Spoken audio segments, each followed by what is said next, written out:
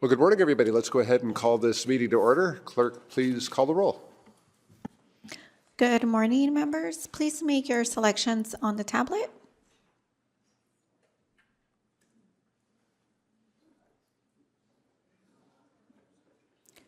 We still need a couple more members to make their selections.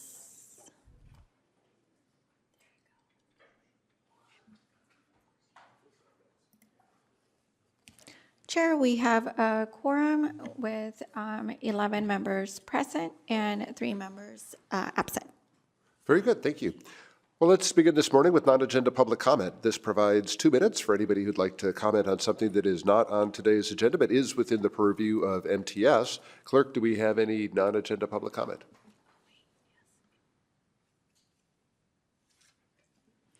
We do have one public comment. Avery Thomas, could you please unmute yourself?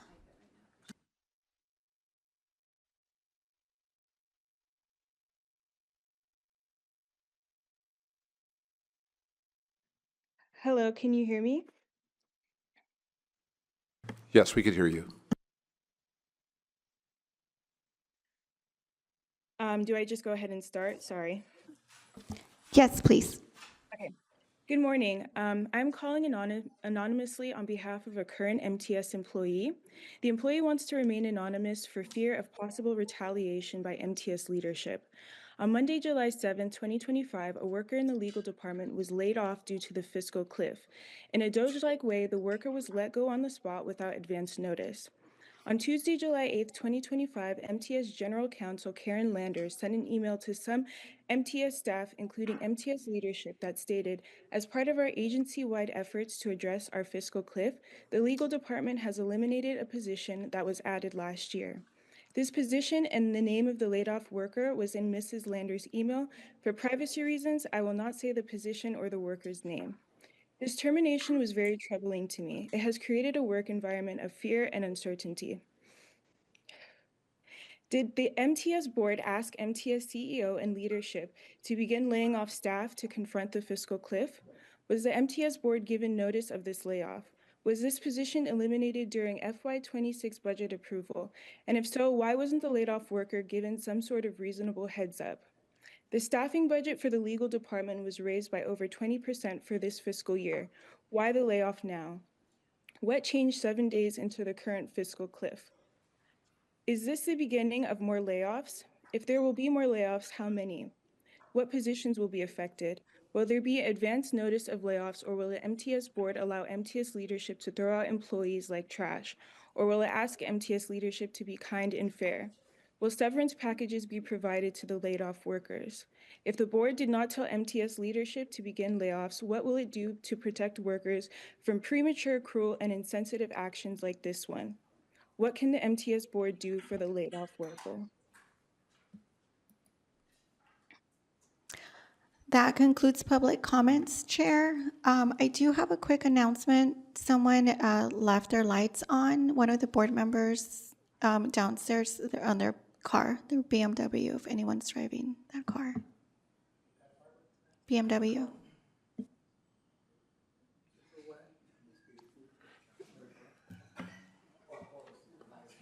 I'm sorry, what type of car? BMW? Okay, thank you very much for that heads up on that. All right, let's go ahead and move on to our consent items. The consent agenda includes items 3 through 13. Clerk, is there any public comment on the consent items? We have no public comments, Chair. Okay, is there a motion to approve the consent items? Vice Chair Goebel. Motion to approve. All right, we have a motion from Vice Chair Goebel. We have a second by Chair Pro Tem Montgomery Stepp. Is there any discussion on the consent items? Seeing none, clerk, please call the roll.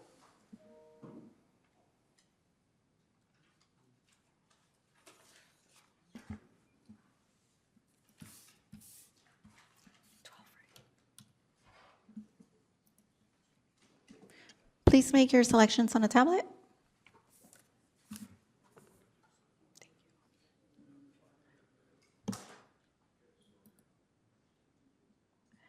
The motion passes with 12 members voting yes and 2 members absent. Very good. That brings us to item 14, which is the Grantville Transit Center Sponsorship Agreement. And Mark Olson is going to present this item. Feel free to get settled in and begin your presentation whenever you're ready.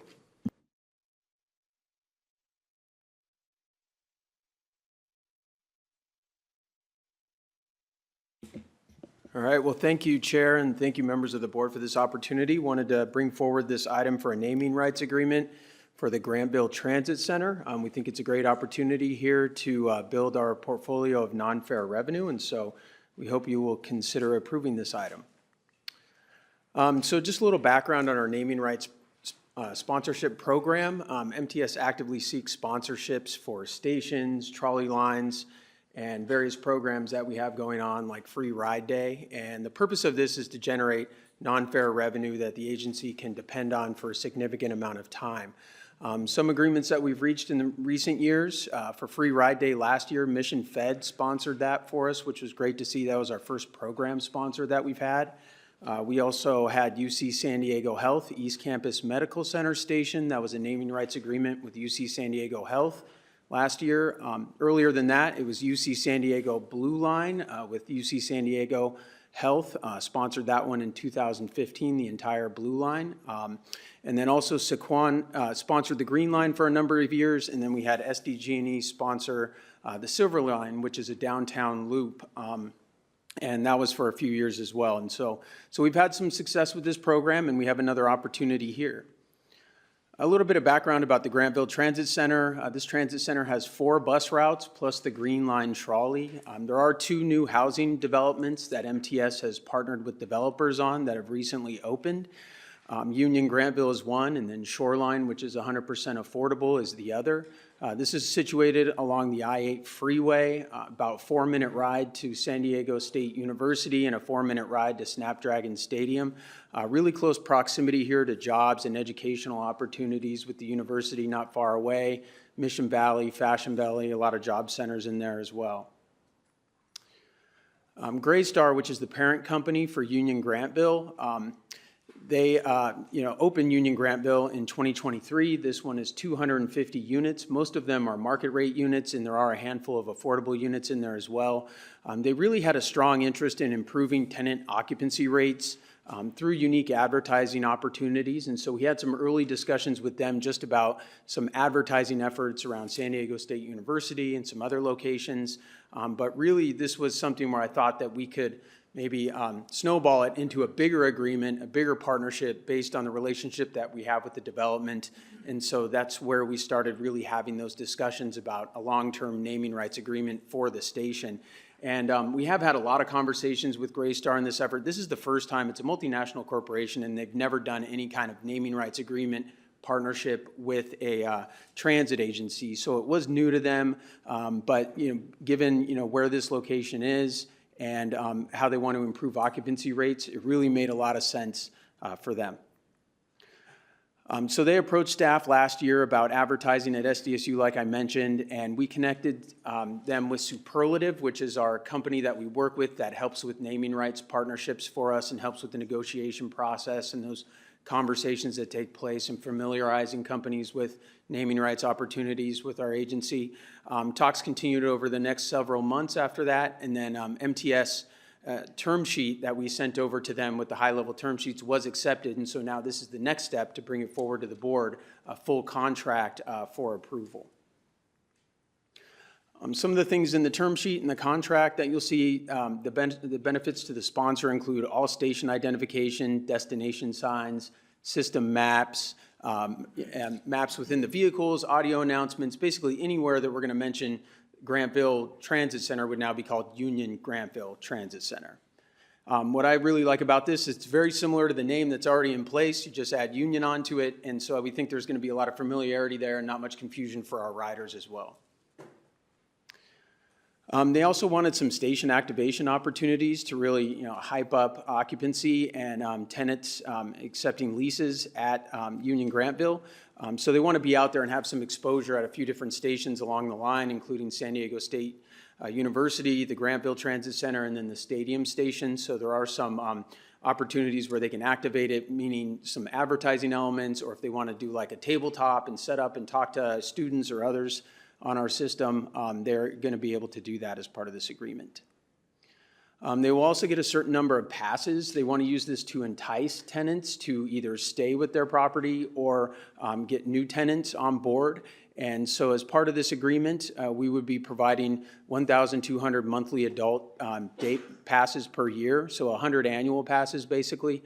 What's really good about this is that the higher occupancy helps MTS non-fare revenue in another way, where we get 7% of any kind of revenue that Graystar and Union Grantville gets out of this property and out of all of the funding that they collect through their leases. We get 7% of that. So it really is a mutually beneficial thing. The higher occupancy rates that they have, the better it is for us and our revenue on that side as well. Some of the station valuation metrics that we have for this location, overall with all of the exposure that they would get here, it's about 40 million annual impressions. We estimated this, the benefit for Graystar, which includes the passes as well as the valuation for the station, is at $153,645. It's not in a top tier station for us because ridership is good, but it's not one of our top tier stations. So it's actually a value of 46 out of the 63 stations that we have. Some of the benefits that we get, obviously the stable source of non-fare revenue. You can see the revenue terms here. We're going to get approximately $2 million over a 10-year period, which averages per year at about $196,000 for the first 10 years. And there are possible 2 5-year extensions, so it could go as long as 20 years, which is a great longevity. We like this type of longevity for station naming rights, and that could equate to about $4.5 million a year. Superlative for their help in the negotiations. We have a set level for them. In years 1 through 10, it would be an 8% commission. In years 11 through 20 would be a 6% commission for them. So in totality, that'd be about $185,000 commission. What we could do is negotiate a lower rate for them if we buy them out of this commission in a one lump sum.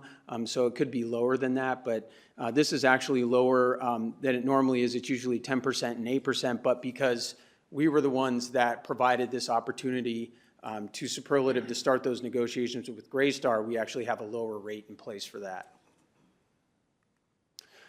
So with that, the staff recommendation here is that the MTS Board of Directors authorize the CEO to negotiate or to execute a naming and sponsorship agreement with Union Grantville LLC for the exclusive naming rights of the Green Line Trolleys Grantville Center for a period of 10 base years and 2 5-year renewal options.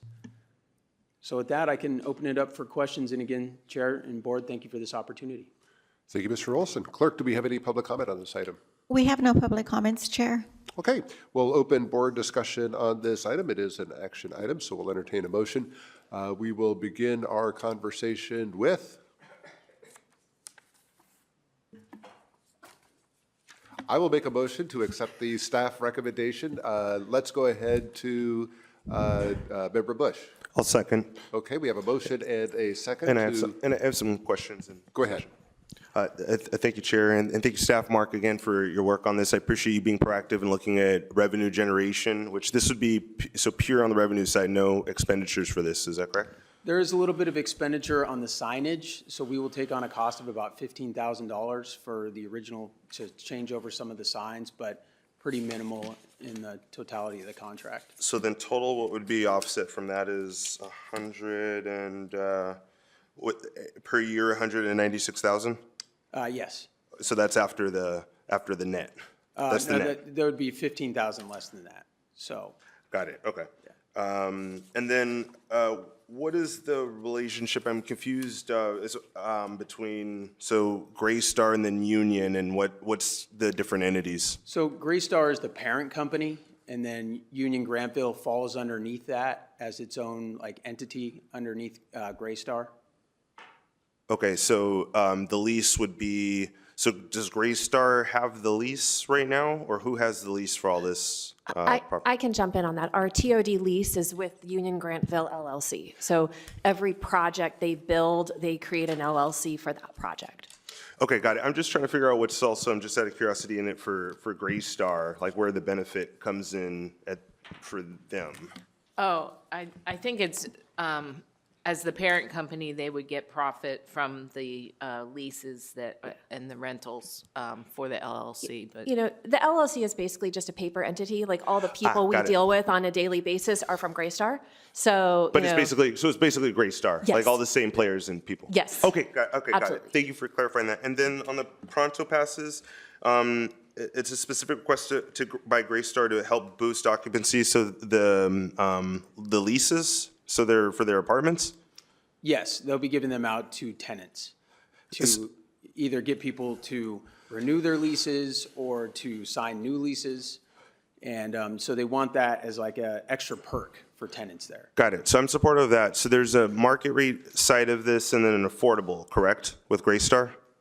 the affordable is very minimal. This was a market rate project that was built. They have about 2%. I think there's 5 units that are affordable. That was just what was required under, city permitting. The separate project at Grantville that we have is 100% affordable, and that's by Affirmed, but that's a different building. But that's, okay, thank you. So no, I was getting confused by that. Okay. Well, yeah, so I really support that and think that wherever we can do the sponsored transit passes more, I think it's really utilized and helps adjust for the lack of parking. So I support this, and that's all my questions. Thank you. Very good. Thank you, Director Bush. We have a motion that I made, seconded by Director Bush. Seeing no further board comment, clerk, please call the roll.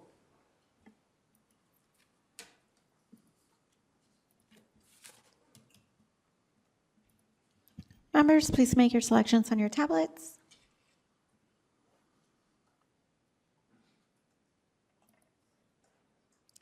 The motion passes with 12 members voting yes and 3 members absent. Excellent, thank you. That brings us to item 15, which is the comprehensive operational analysis and on-track update. We're going to get this presentation from Brent Boyd, along with Mark Olson and Russ Chisholm. Feel free to begin whenever you're settled in and ready to start the presentation.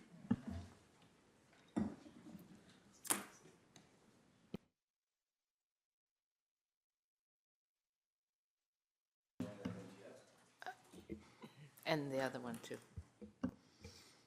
Good morning, Brent Boyd, Director of Planning and Scheduling with MTS. I'm also here with Mark Olson, Director of Marketing and Communications, and Melissa Sather and Russ Chisholm from Transportation Management and Design.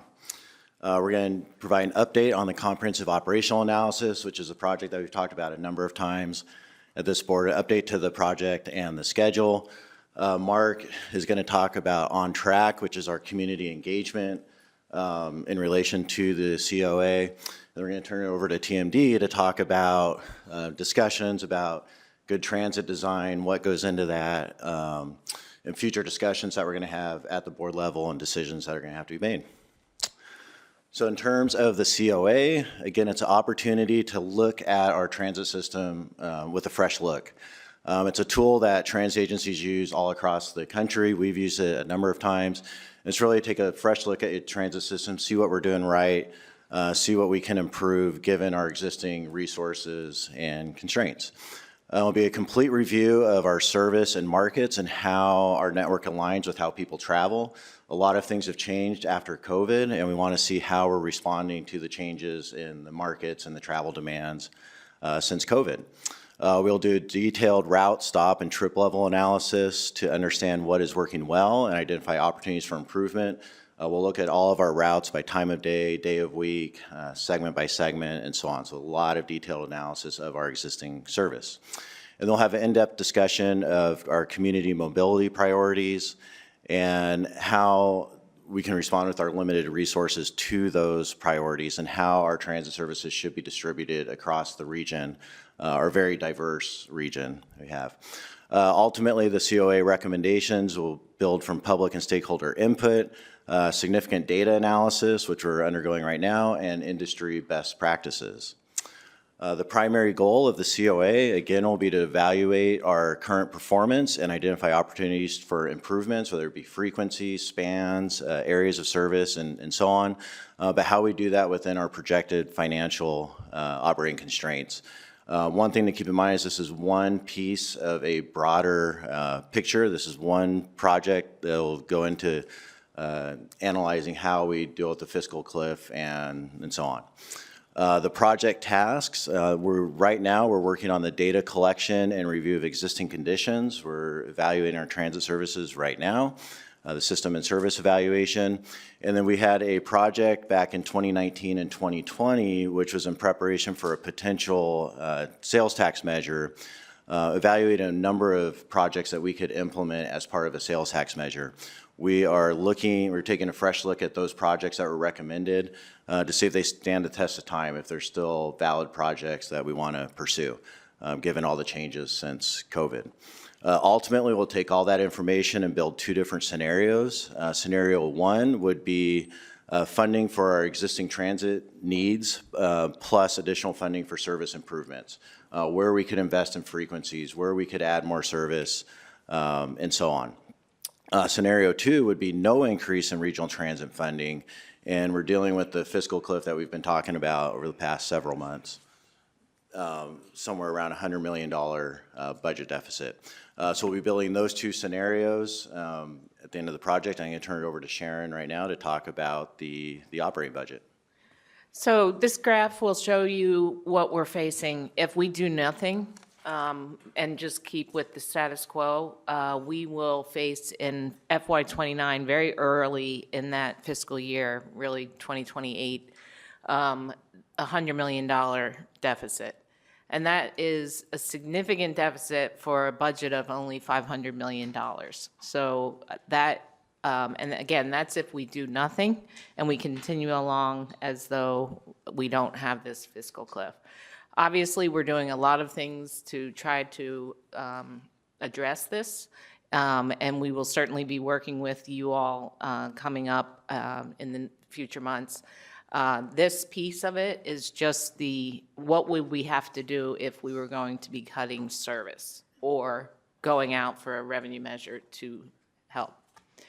I'm sorry, Marcus, did you?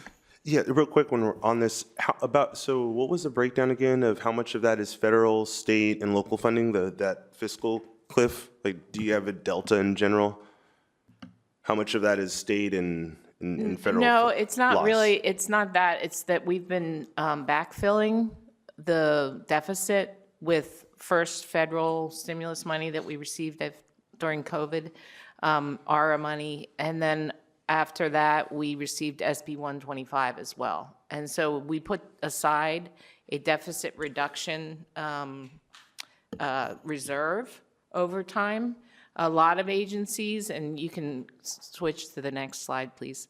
A lot of agencies kind of spent down all of those backfill monies early in the process. And so now they're facing major crises. I mean, you're talking about Pittsburgh, Dallas, SEPTA in Philadelphia, and it's really, they're at the point where they're actually making major cuts to their services now. As in they're ahead of us, right? They're a little ahead of us. Where our situation isn't as dire. We took from a time. lot, Well, it will it's be. dire, it's just not Yeah. imminent. But we really are, you all took the steps that you needed to do to really stretch this. And I think there are still other steps as well. Again, the service piece of it is one part of it. We're also doing a fare study with Sandag and North County Transit District to see if we need to adjust the fares in order to help pay for this. We could look at some other things as well. And then the revenue, potential of a revenue measure is another possible solution. So, but today we're talking about the comprehensive operations analysis that could either get us ready to do a revenue measure, or it could help us figure out how can we ease the, or mitigate some of the suffering caused by the deficit. You can go on. Getting into the COA timeline, you've seen this chart a number of times over the past several months, and we're still on target. It's the same chart. This project was approved in May. The contract was approved for TMD in May, and we are plugging away on tasks 1, 2, and 3, which are basically existing conditions, system and service evaluation, and the evaluation of the Elevate 2020 projects. That's going to take us through September. Essentially, we'll have a board update in September, and then we're going to take all that information, start developing the the two service plans, and those will take place over the end of this year and basically throughout 2026, and we'll have a couple plans available by the end of 2026, and that's where a decision will be made on how we proceed. At this point, the comprehensive operational analysis, we didn't really think that that's a great branding name to bring out to the public. So our community outreach campaign associated with it, we branded it as OnTrack.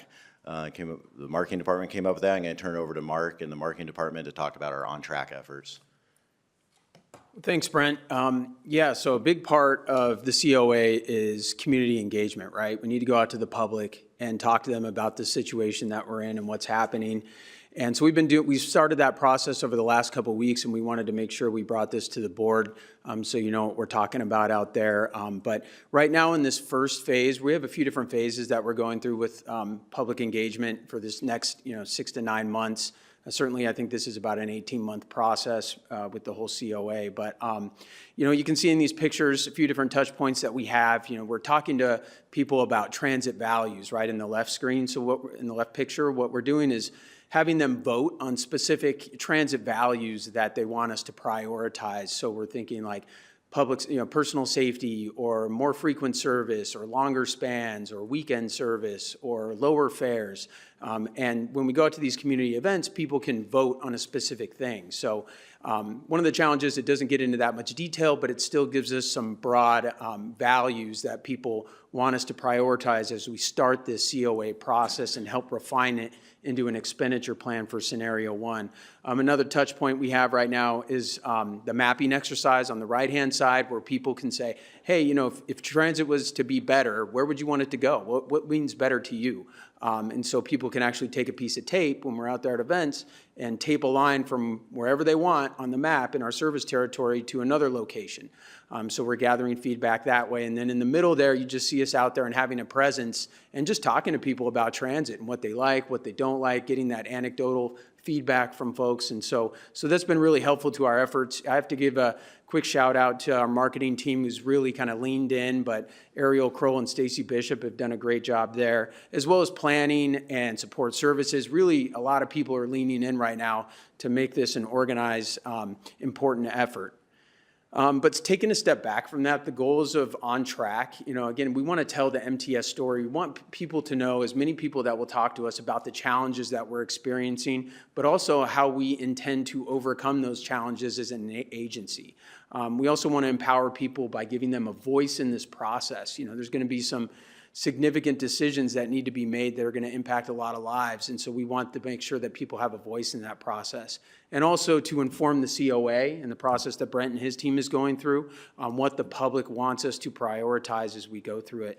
And inform everybody of the COA process, and then also equip the board in making these upcoming decisions, which could be very weighty during this process as we go through it. So like I mentioned, we are doing multiple waves of research, community engagement, and analysis. We're just at the beginning of this process, but we are hosting workshops with community-based organizations. As you can see here, this is one that we just hosted with Mid-City CAN.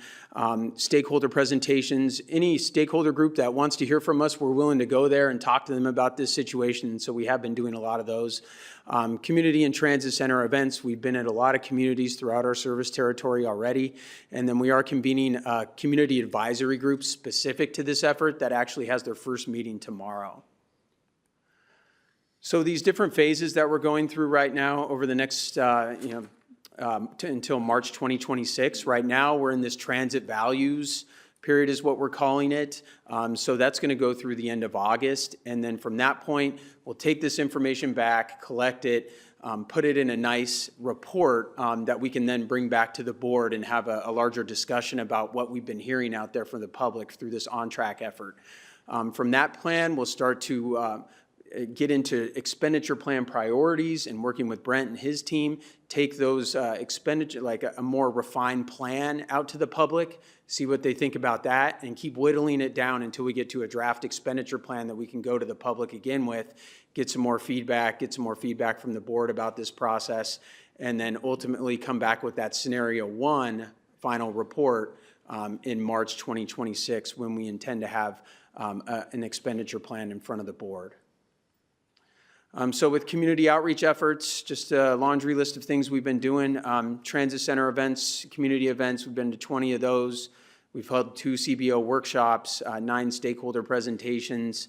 Upcoming events we have in August, we're going to continue to be out there at community events and transit centers, more workshops, more partner presentations, but we've had 1,700 people engaged to date with a lot of the community engagement that we've done. And you can see here on the map, we've had pretty good coverage. You know, we see some spots where we still need to get to and we intend to, but in the first 6 weeks, we've really pushed this to get out as much as we can.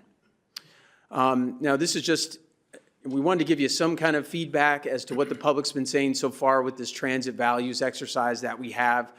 So this is just a quick snapshot of what people have been saying. As you can see, of priorities that people have with our transit system. You can see personal safety is up there. Then you get into the operational things like more frequent service, longer hours, weekend service, and then lower fares is kind of on the back end along with some amenities like more comfort and tech improvements. But you can see these operational improvements that we can make are certainly bulked in the top priorities that people have right now.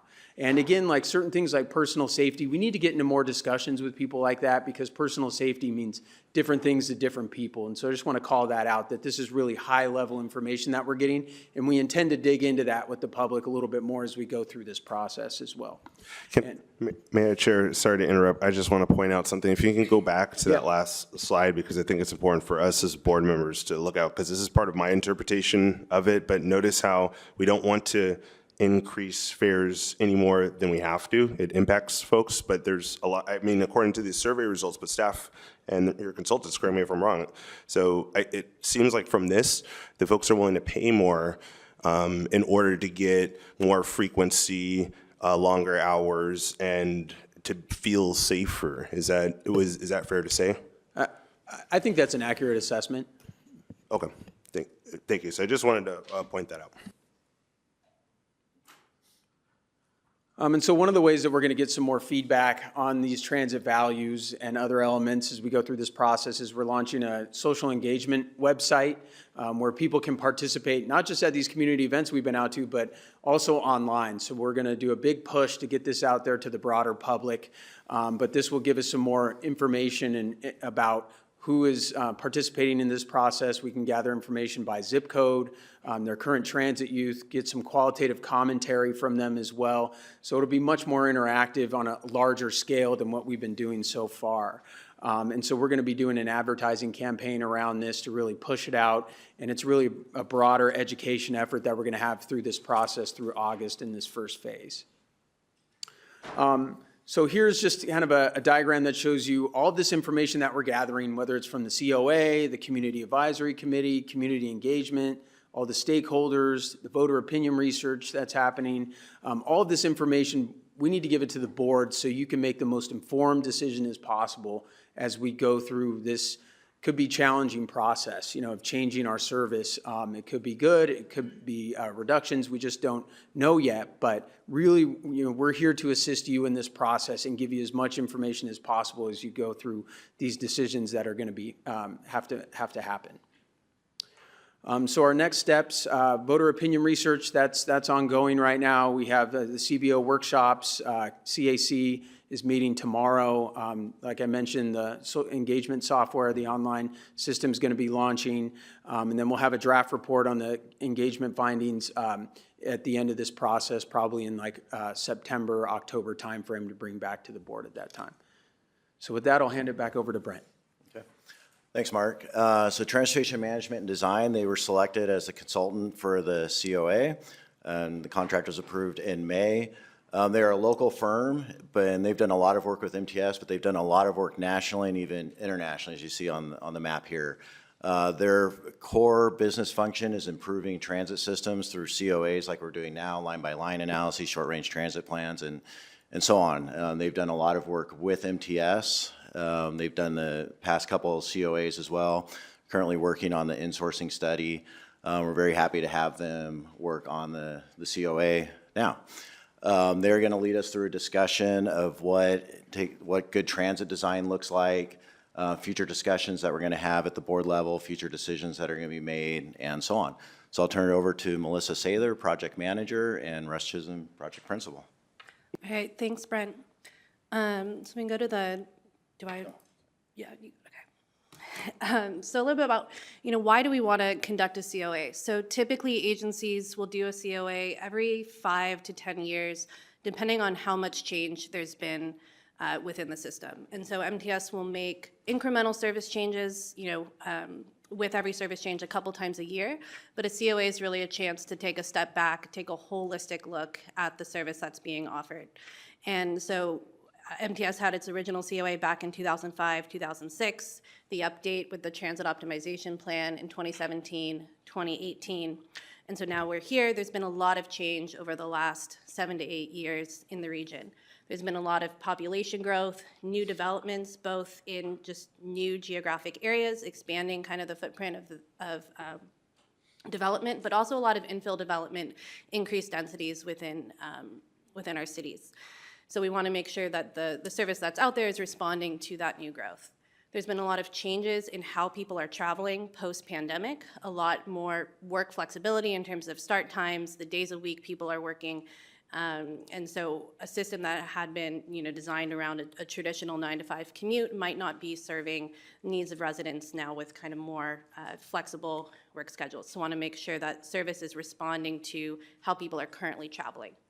There's also been a lot of changes in the MTS transit network, maybe most notably the extension of the Blue Line trolley, wanting to make sure that the interfacing bus services are complementing that service now that we can take kind of a look at how everything's working together.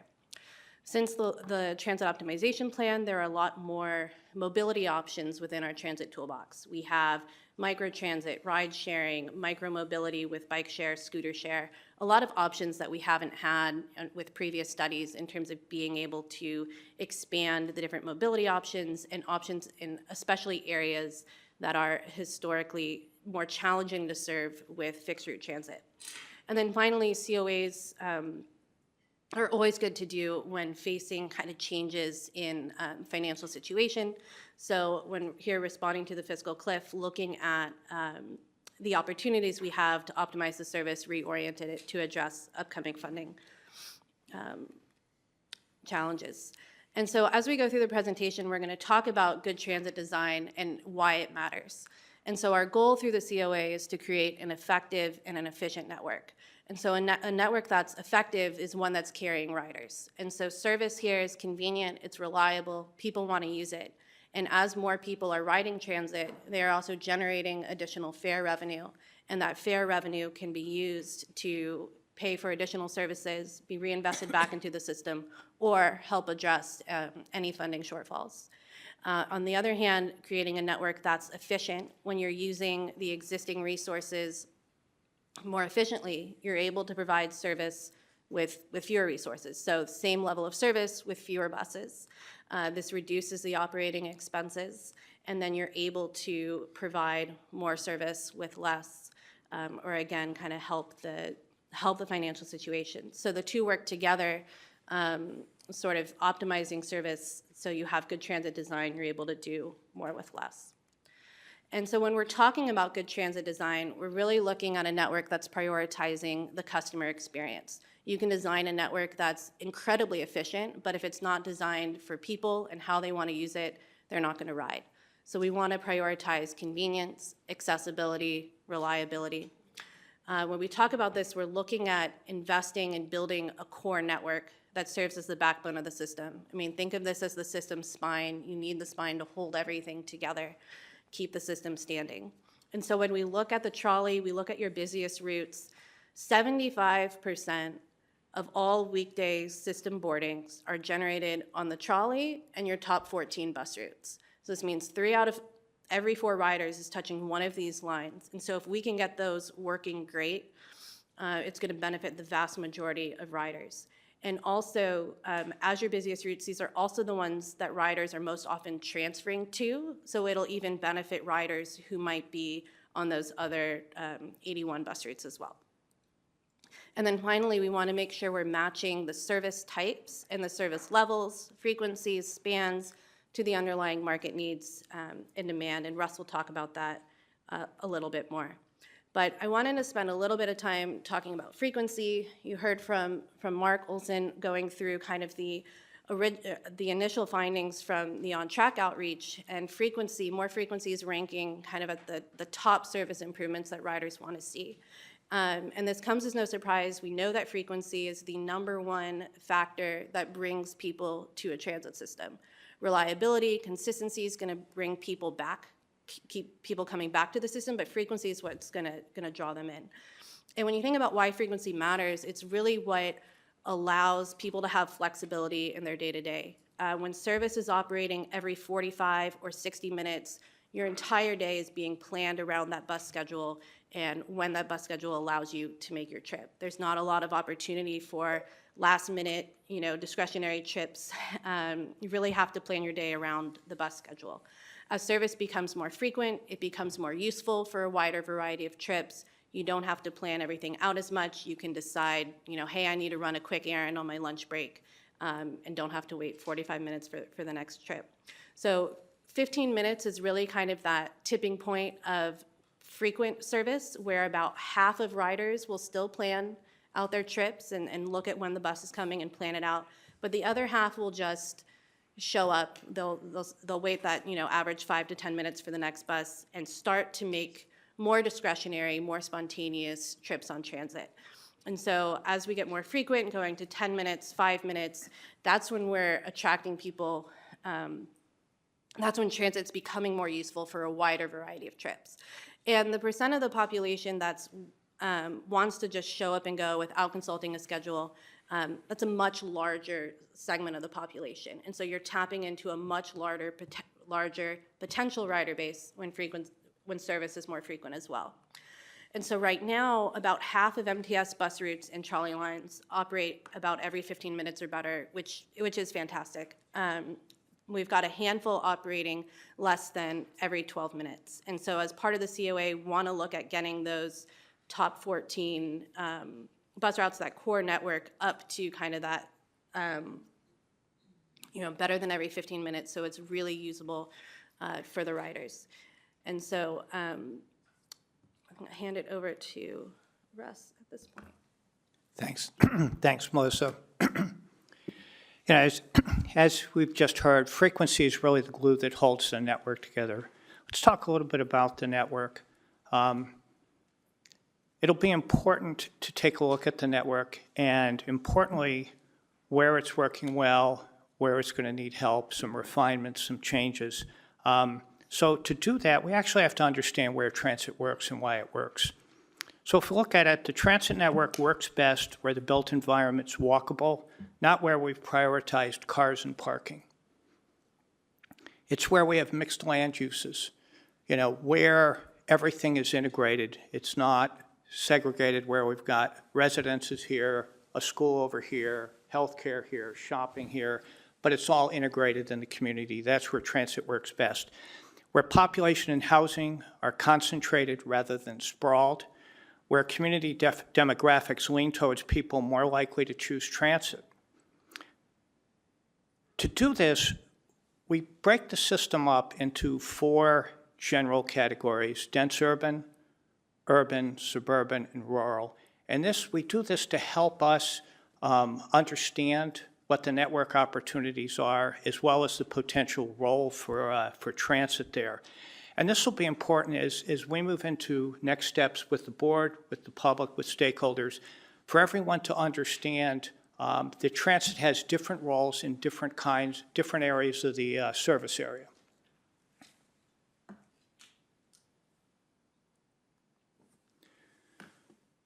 So the next step is matching the transit service types to the market typologies, to these different urban forms.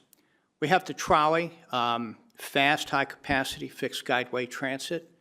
We have rapid bus service, fast core network. We've got the basic workhorse, the standard bus. That's kind of your 30-minute service. Rapid express, providing longer distance travel along the freeways. We've got microtransit. Again, this is one of the emerging new best practices in transit. We'll talk in a minute about how and where that may have application here. And then we also have paratransit, flexible ADA mobility. And as we move forward, it'll be important to understand these building blocks as we start to look at the network and where we've got unrealized opportunities and where we're struggling, and to understand how we can make adjustments to make that work better.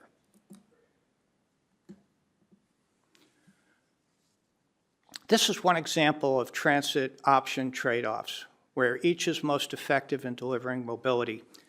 For example, here, what are the economics of moving 500 riders on different types of transit? 500 riders, by the way, is quite a few people. Takes one 3-car train with the trolley to carry those people.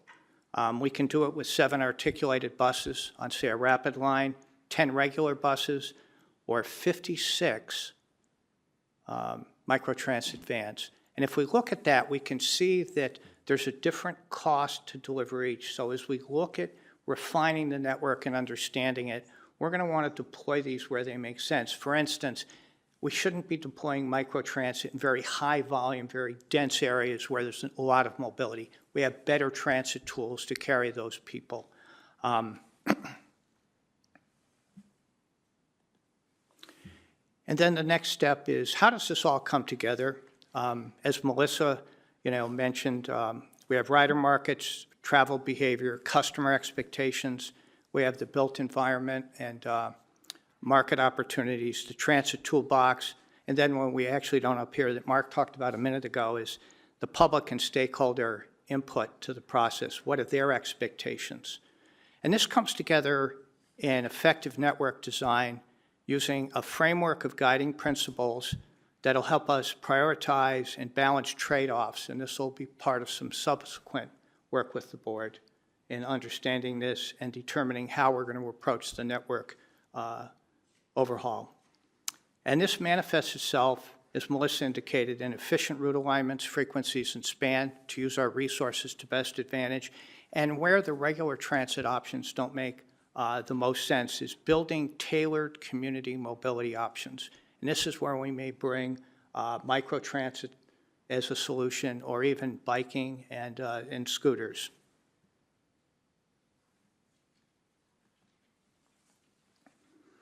So MTS and its board will face important decisions about the future design of the network under the 2 scenarios. Who are MTS's target rider markets? Who wants service and who needs service? We'll need to consider both. How should service be prioritized? By geography, coverage, by time of day, day of week. And here we'll be looking at balancing all day, all week transit versus transit that's focused around just the peak periods. As we know, we've seen changes in that since COVID with work from home. We want to look at trip purposes. Are we focused on work and school commutes, or are we really focusing on all essential trips? And again, we're looking at prioritizing. We're not going to do absolutely one or the other in any of these cases. We're looking at the various service types to deploy, trains, buses, microtransit, and also we're going to look at ridership, focusing on the major lines first versus just spreading it out. It's a case that we've got a slice of bread or we have a loaf of bread, and how far will the single pat of butter go? And that's kind of the financial input to the plan. And then how should service to new areas be determined? So in terms of next steps, as Brent indicated earlier, we're completing the detailed service performance analysis and the market assessment. We'll be presenting the key findings from this work to the board in September, and we'll be coming back in October for a more in-depth trade-off and transit priority discussion with all of you. All right, thanks, Russ. This is basically the same schedule that we looked at previously, a little bit more condensed. What we wanted to highlight here is the key board meetings that we're going to come back to you with. You see that in September, Russ just mentioned we're going to come back with the existing conditions results for the most part. In October, we're going to have a big board workshop, really talking about the stuff that Melissa and Russ just talked about in much more detail and get input from the board on future directions. We'll come back in March for direction on the revised plans, and then back in November for evaluation of the 2 sets of plans and where we want to go from there. We have 4 board meetings indicated up there. We're actually going to come back more often than that. We have in the contract upwards of 10 updates to the board. So you'll be seeing us much more frequently than what's indicated there, but those are the key milestones that we'll have going forward. So that concludes our presentation. Thank you. Thank you very much for that update. Clerk, do we have any public comment on this item? We have no public comments, Chair. Okay, we will open board discussion on the item, and we'll begin with Vice Chair Goebel. Thank you, Chair. Thank you for a very good, comprehensive status update. I think that's just the tip of the iceberg of the work that's going on underneath. Let's go back to slide 16, please.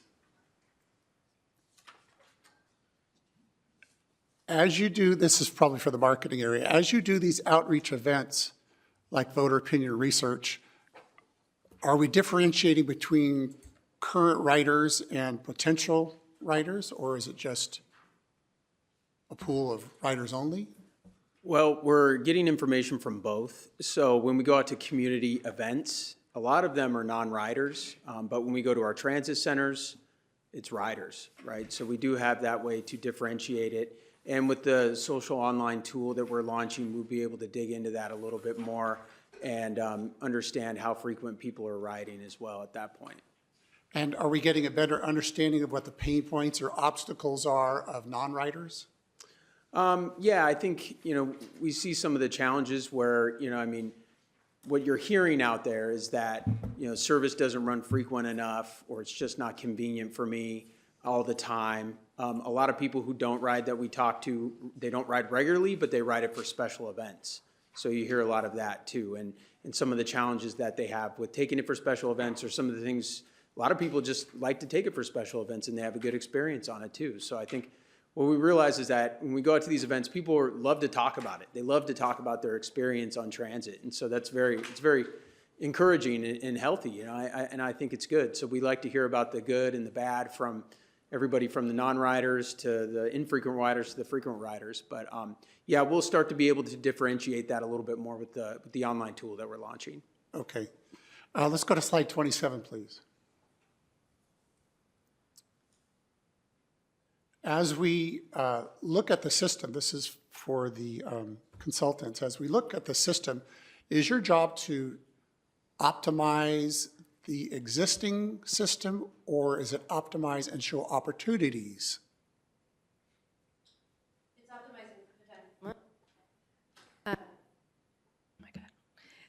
it's optimizing the potential opportunities. So, we're going to look at the existing system, identify strengths, opportunities, and then kind of make recommendations for service changes. And then once those service changes are sort of agreed upon, the frequency levels, the alignments, then we make sure that those are all designed efficiently. So, yeah, making the recommendations, the ideas for the changes first, and then making sure that those are going to operate efficiently once implemented.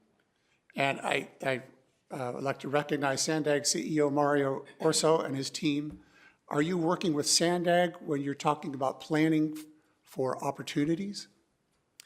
I don't know if you want to. The answer is yes. Yeah. They are definitely a stakeholder in this, and we are working with them on the RTP, which is actually coming up next on our agenda today. Okay, I'll leave it right there. Thank you. Thank you, Vice Chair Goebel. Let's go to Chair Pro Tem Montgomery Stott. Thank you so much, Chair. Appreciate the presentation. When I looked at the thickness of the PowerPoint, I was like, whoa, but it really went by pretty fast and was still informative, so thank you for that. I'm glad to see that, some of the remnants of MTS Elevate are still involved in this OnTrack and the work that we're doing here. A couple of things I'd just like to highlight that I have spoken about before. If we're going to have a fuller discussion in October, I believe that our Transportation Transformation Task Force will have published a report by October. Is that? I think they're on track to do that. Okay. I'll know more. Our next meeting's on August 1st. Okay, so just as far as different ideas for funding mechanisms and things like that, it would be good to have that as a part of the conversation. Well, I would like to tell you that they are not considering any new funding. The task force. The task force is split in this. The first, they're calling it the first tranche of recommendations, basically takes credit for the TDA and the STA that's already in statute. And they consider that the state has funded a third of all transit funding sources. And that therefore they've done their part. I mean, I'm paraphrasing that, and I'm hopeful that no way from CalSTA is on the line, but that's what I'm worried about, is that they are only making recommendations that are going to put mandates on us that will cost us more money. And what they're saying is that if we become more efficient as local transit operators, then we'll see people coming to transit and somehow dig ourselves out of the hole. Okay, let me ask you a procedural question. Is that the task force official, well, not official, but is that the direction of the task force, or is that what the state agencies are telling the task force? Because the task force have members like you, right? Yes, Okay, who are operating these transit systems on the ground, right? correct. So, and of course, the state, or not of course, but it doesn't surprise me that the state would take a position like that. But I thought that the formation of the task force was to kind of give that real world perspective.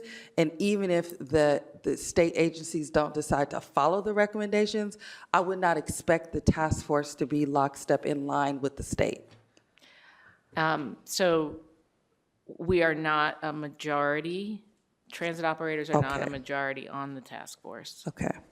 And so when we take votes on things, we are frequently a split committee. And I will say that on August 1st, I'm probably going to be voting against almost all of the recommendations. Because the recommendations basically are things like, oh, we should have the state create a statewide scheduling software that will then, dictate how scheduling happens at the local level. Things like that. And, those are coming at a cost, and they will be a long lead time item. And where is the money going to come from if it's not from transit operations funding?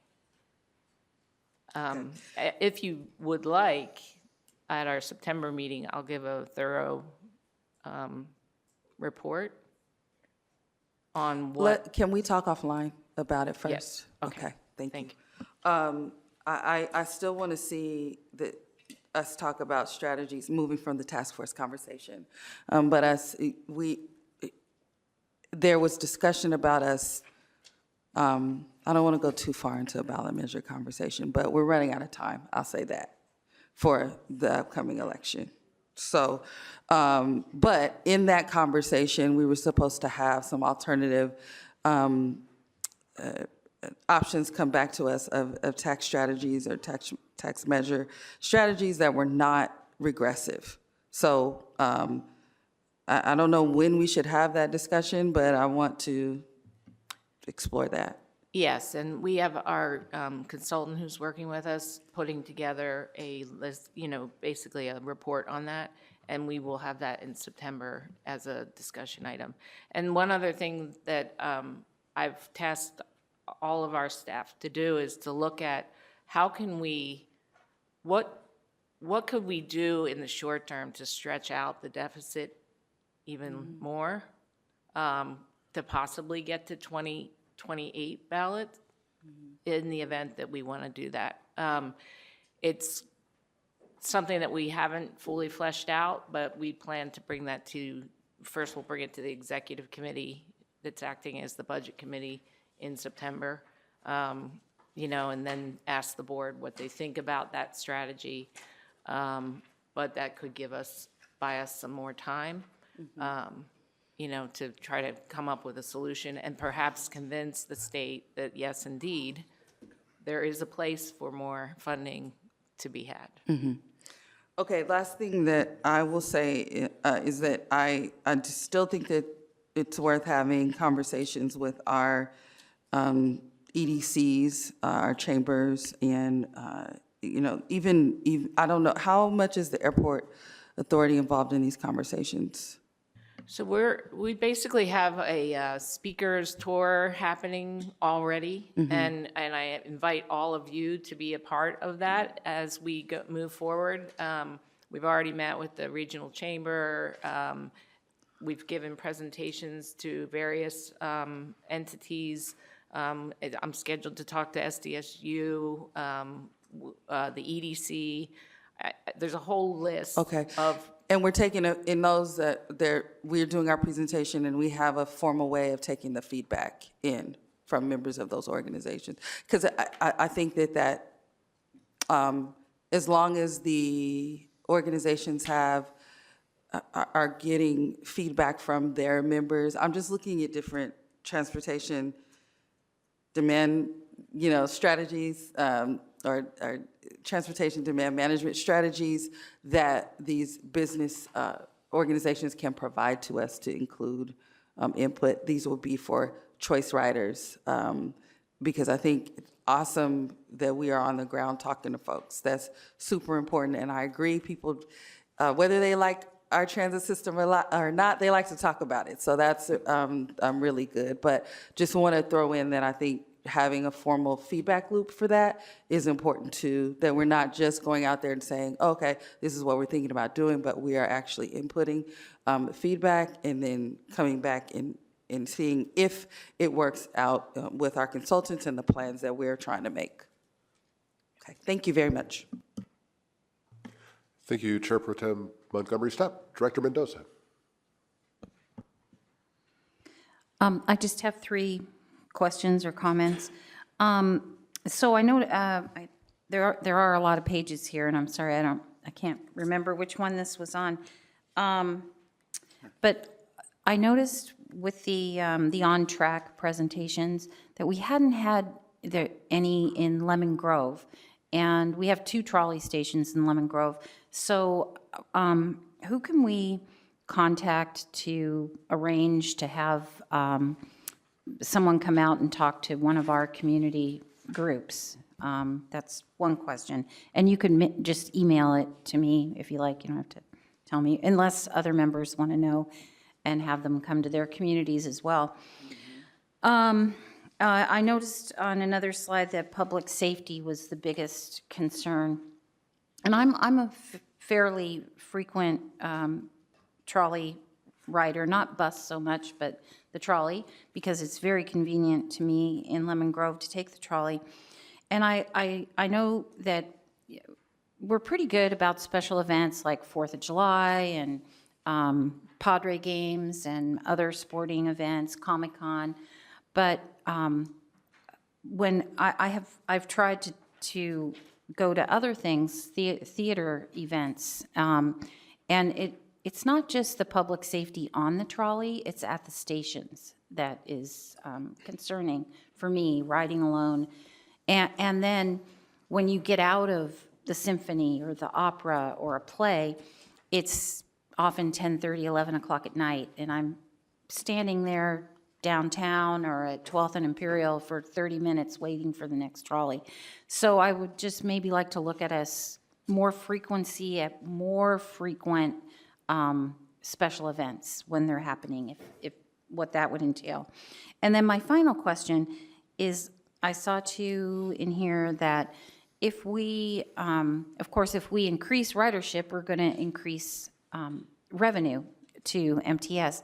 But how much, like what kind of percentage would we need to increase ridership to, and we've probably got this information before, and I apologize, but like, do we have a goal for how much we should increase ridership in order to maybe make a difference in the fiscal cliff that we're facing? So we subsidize every rider, but what what you really want to see is you want to see the fare per revenue hour go up, or fare revenue per revenue hour go up. The more people you get on every vehicle, you're going to make more money. And then the fare box recovery ratio it improves. That's what you want to see, but ultimately you're always going to be subsidizing that, every passenger, because you can't get to systems in London probably are at 100% fare box recovery, but you know, we're not like that here in the United States yet.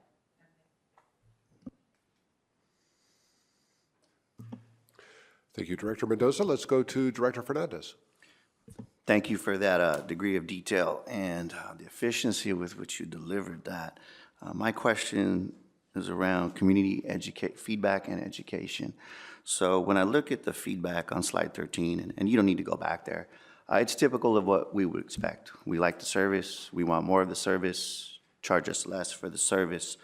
But none of the feedback seemed to address any cuts that we might have to make. So what I'm thinking is maybe at this time, we're not informing the public at these events of what's coming or possibly coming. And at what point do we do that?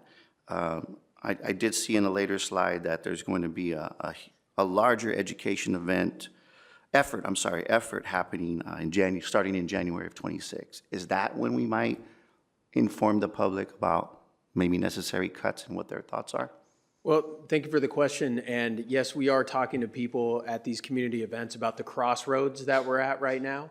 And we have these two options where we're looking at possibly a ballot measure or something like that. Hey, if we're able to get more funding, how would you want us to spend it, right? Or if we don't get more funding, we could end up going through this process of service reduction. So we are telling that story, but right now, with our main activities that we're doing is for that scenario one, where if we do get more funding from the state or from a ballot measure or whatever, how would you want us to spend it? So we're really focused on that scenario one. Once we get to that point of March, where an expenditure plan as of now is finalized and we intend to bring that to the board, then we would pivot and start talking about service realignments to go through that part of the COA process. So it's scenario one first, and then scenario two will be after March 2026. But we are putting it out there that we are facing a crossroads, and we have this budget deficit. It is a challenge, but we have a little bit of time here, and we're trying to plan this out and get as much community feedback as possible so we can design the system as best we can based on whatever financial situation that we're in. So we are talking about both scenarios out there. Okay, thank you. And I definitely see you out there. Earth Day in Chula Vista, OB Chili Cook-Off. I see you out there getting that engagement, and I really appreciate that. And as Director Mendoza had stated, I also would like to help organize a feedback forum when you feel that time is right. All right, thank you. Thank you, Director Fernandez. Director Moreno.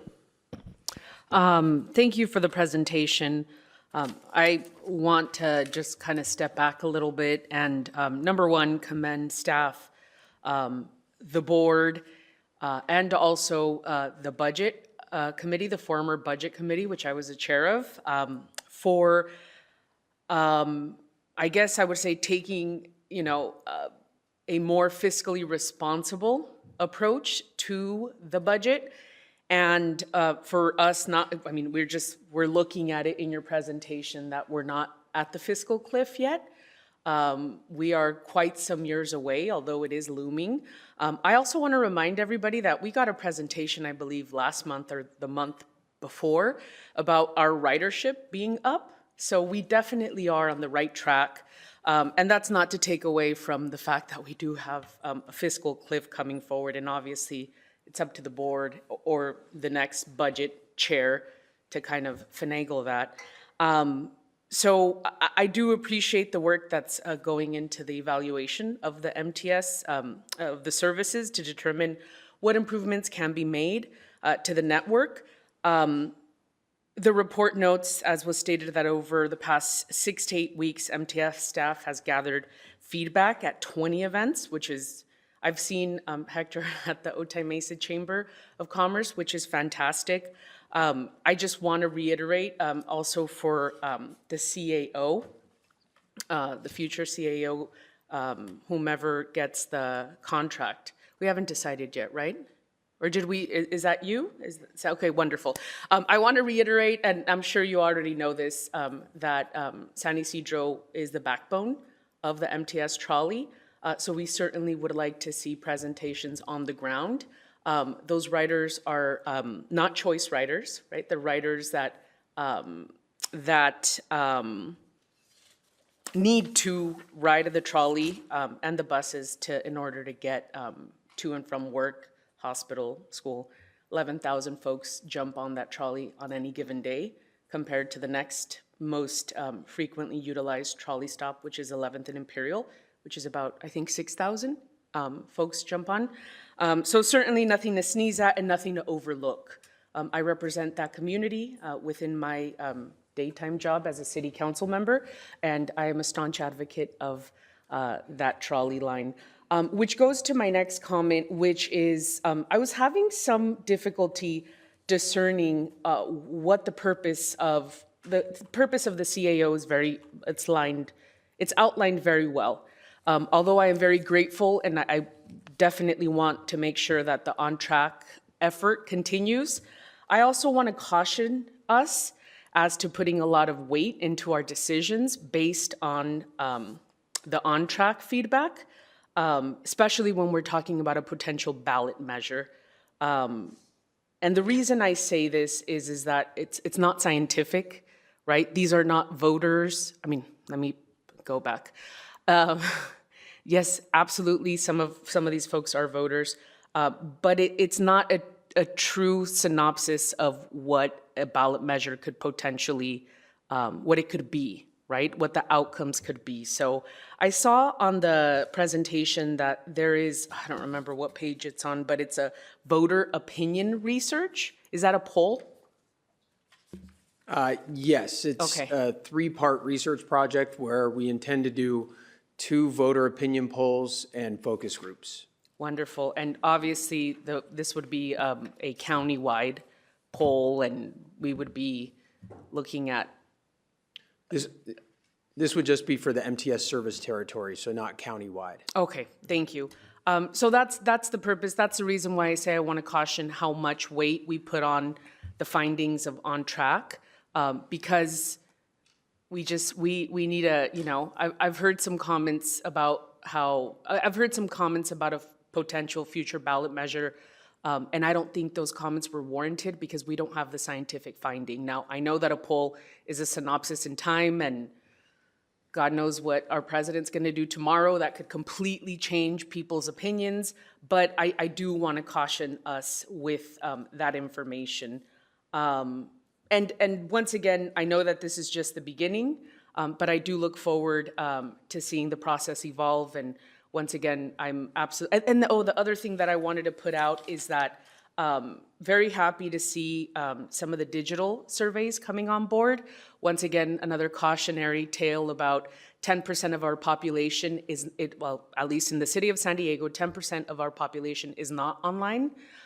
So there is a digital divide, and it's very real. And even if people do have smartphones, they're technologically disadvantaged, and they might not have the resources to be able to do the survey online. So I'm always going to be a strong advocate for in-person surveys, in-person information, and as well as the San Isidro Intermodal Transit Center. It's boots on the ground with my folks. So I wanted to make those comments, but awesome information, and I think we're doing a tremendous job, and kudos to you guys for even doing OnTrack, and looking forward to working with you guys. Thank you. Thank you, Director Moreno. I will echo the sentiment of my colleagues here. That was a very good report, and really appreciate the update. Thank you for the organized, methodical approach that you're taking to this. Thank you for all the public outreach and stakeholder outreach that you're conducting. That is a real investment in time, but it is time well spent. And thank you for keeping the board updated every step of the way on this. Very much appreciated. All right. With that, we will move to item 16, and we welcome Sandag CEO Mario Orso and his team, and they will provide the draft 2025 regional plan update. So feel free to come up and get settled in, and whenever you're ready, feel free to begin your presentation. Thank you.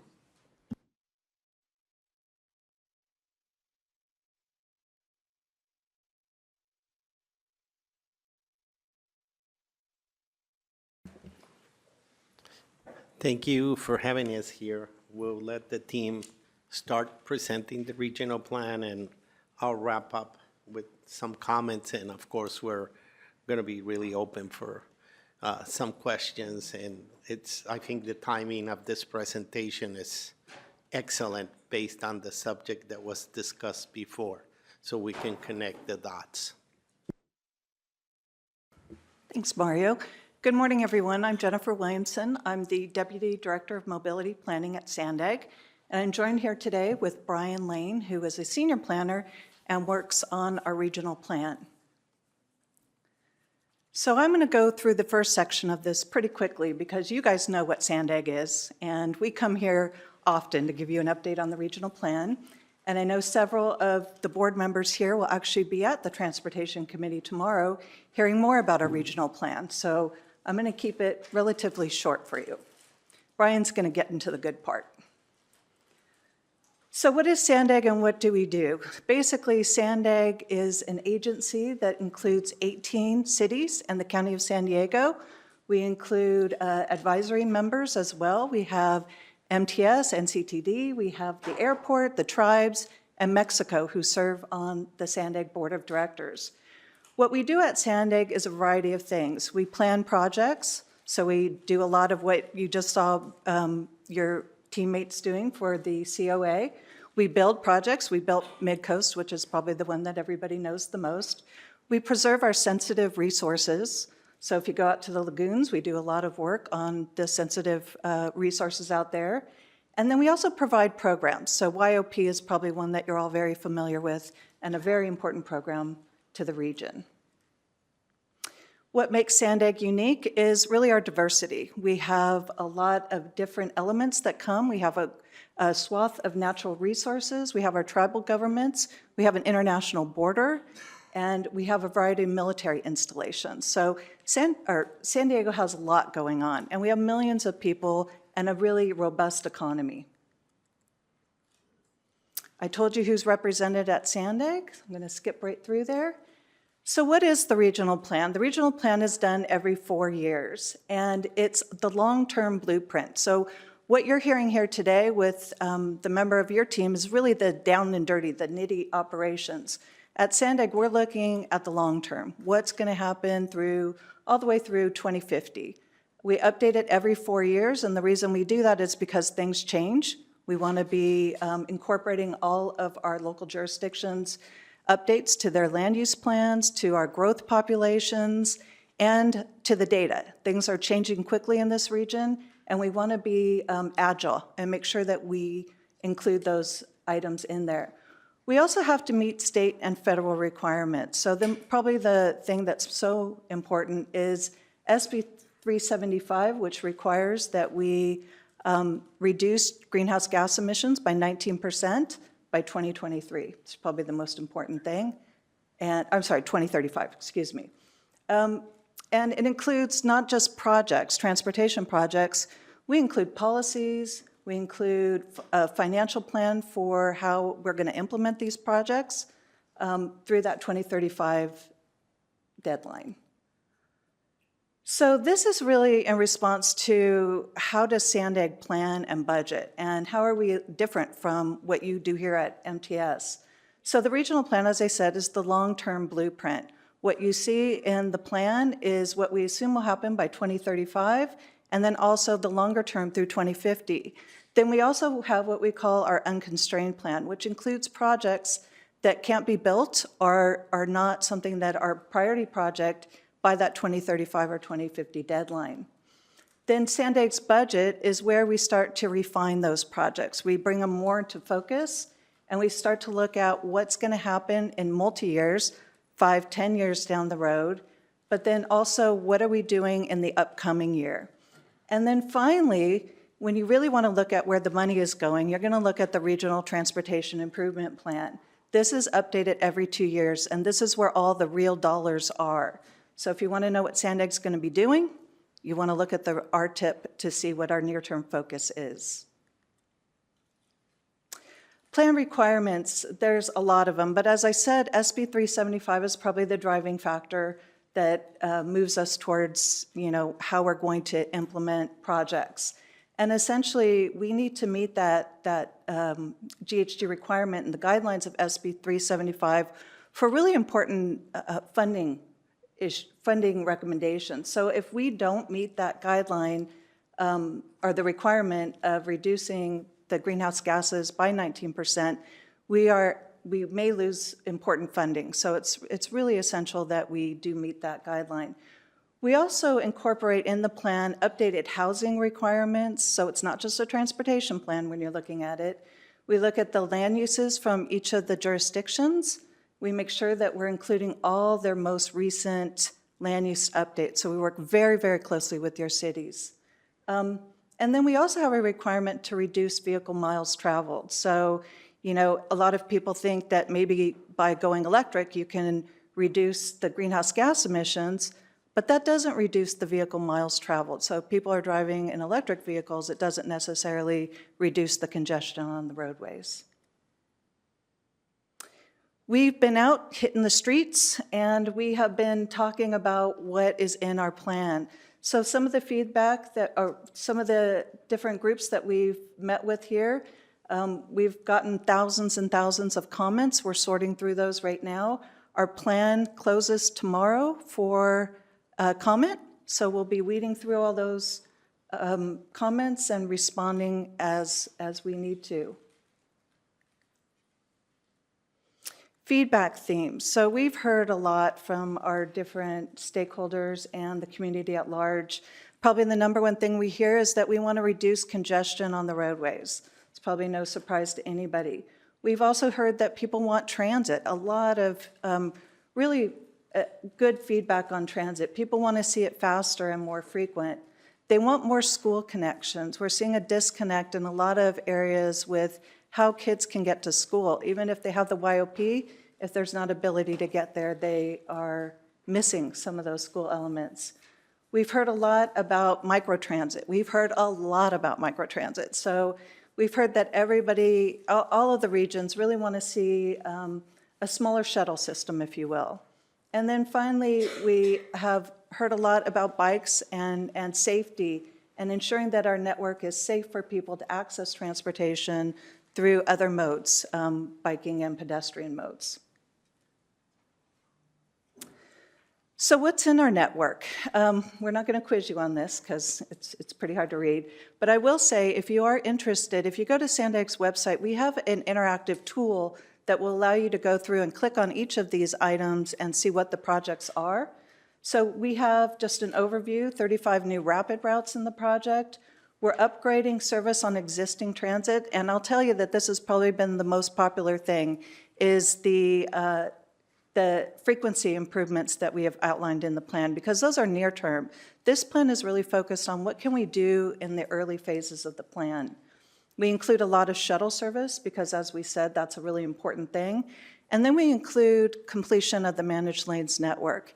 And the managed lanes, I just want to put that out there, isn't just for cars.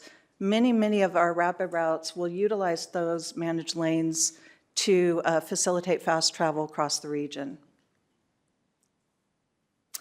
It's not just a transportation network. I want to reiterate that. So it's also policies and programs. And what you see here is that we cover a vast number of policies in the plan. So what I would encourage you to look at this, there's a strong focus on safety and health and how we can ensure that people are getting where they need to go and while preserving our habitat and our services. So now I told you I'm going to turn it over to Brian to give you the good part, what the projects are in your area. All right, thank you, Jennifer, and thank you, Chair and Committee. I'll dive through some of the areas in our plan. We kind of focus on subregions to help provide focus and for those living in a certain area, they can jump to a certain part of the chapter and kind of see what's in their neighborhood. So that's how we've laid it out, and that's how I'll do it with this presentation. Appendix A of the regional plan, to me, is like one of the most important parts of the plan. It lists all the projects, the timelines, a little description of those and all that, and that we also do that geographically in there as well. And so if you're ever looking, we're sending folks to go look at things, Appendix A is really where the details are, as well as that map that Jennifer was describing. For Central San Diego area, Jennifer mentioned we have 35, new rapid routes proposed for 2035. 28 of those touch this area. Some highlights of those are the 688, which is we call the Purple Line precursor, but it would go up 80515 from San Ysidro. Rapid 625 from Chula Vista to SDSU has been a popular one, and including the 640 that's next is one of the 3 routes of the 6 routes that we're actually starting planning on right now. And the 640 is from San Ysidro to downtown. That's what we call the Blue Line Express. It's an interim measure to provide relief for the Blue Line and get folks from the border to downtown much faster than they can today when the trolley has to stop at all the stops. There's a few other routes that the public have been asking for. Sooner than later, the 241 from Fashion Valley, UC San Diego, Hillcrest. 210 from La Mesa Ocean Beach. We've heard a lot of folks asking, especially those in Mid-City, City Heights, asking for a way to get to the beach directly on transit. And so this route would get you from East County all the way over to Ocean Beach. And I've just recently heard folks from El Cajon asking for that direct connection as well to something like this and to Mid-City. And then the 212 would be a rapid from Spring Valley to downtown that also would probably have pretty high ridership. Also in the Central San Diego corridor, transit investments, and this is based a lot off the feedback we've heard. We've been hearing from Mark and his team, and all the outreach we've done is, people do want faster, more frequent service. But we also, trying to look for some projects to speed up the Blue Line and reduce crowding. The Purple Line now in the regional plan is pushed out a little bit to 2050, really focusing on getting the rapid routes and the transit service frequency improvements by 2035, and then doing those heavy investment type projects a little further out in the plan when we can get the time and the funding to do that. San Diego International Airport transit options, I think we presented to you semi-recently on that.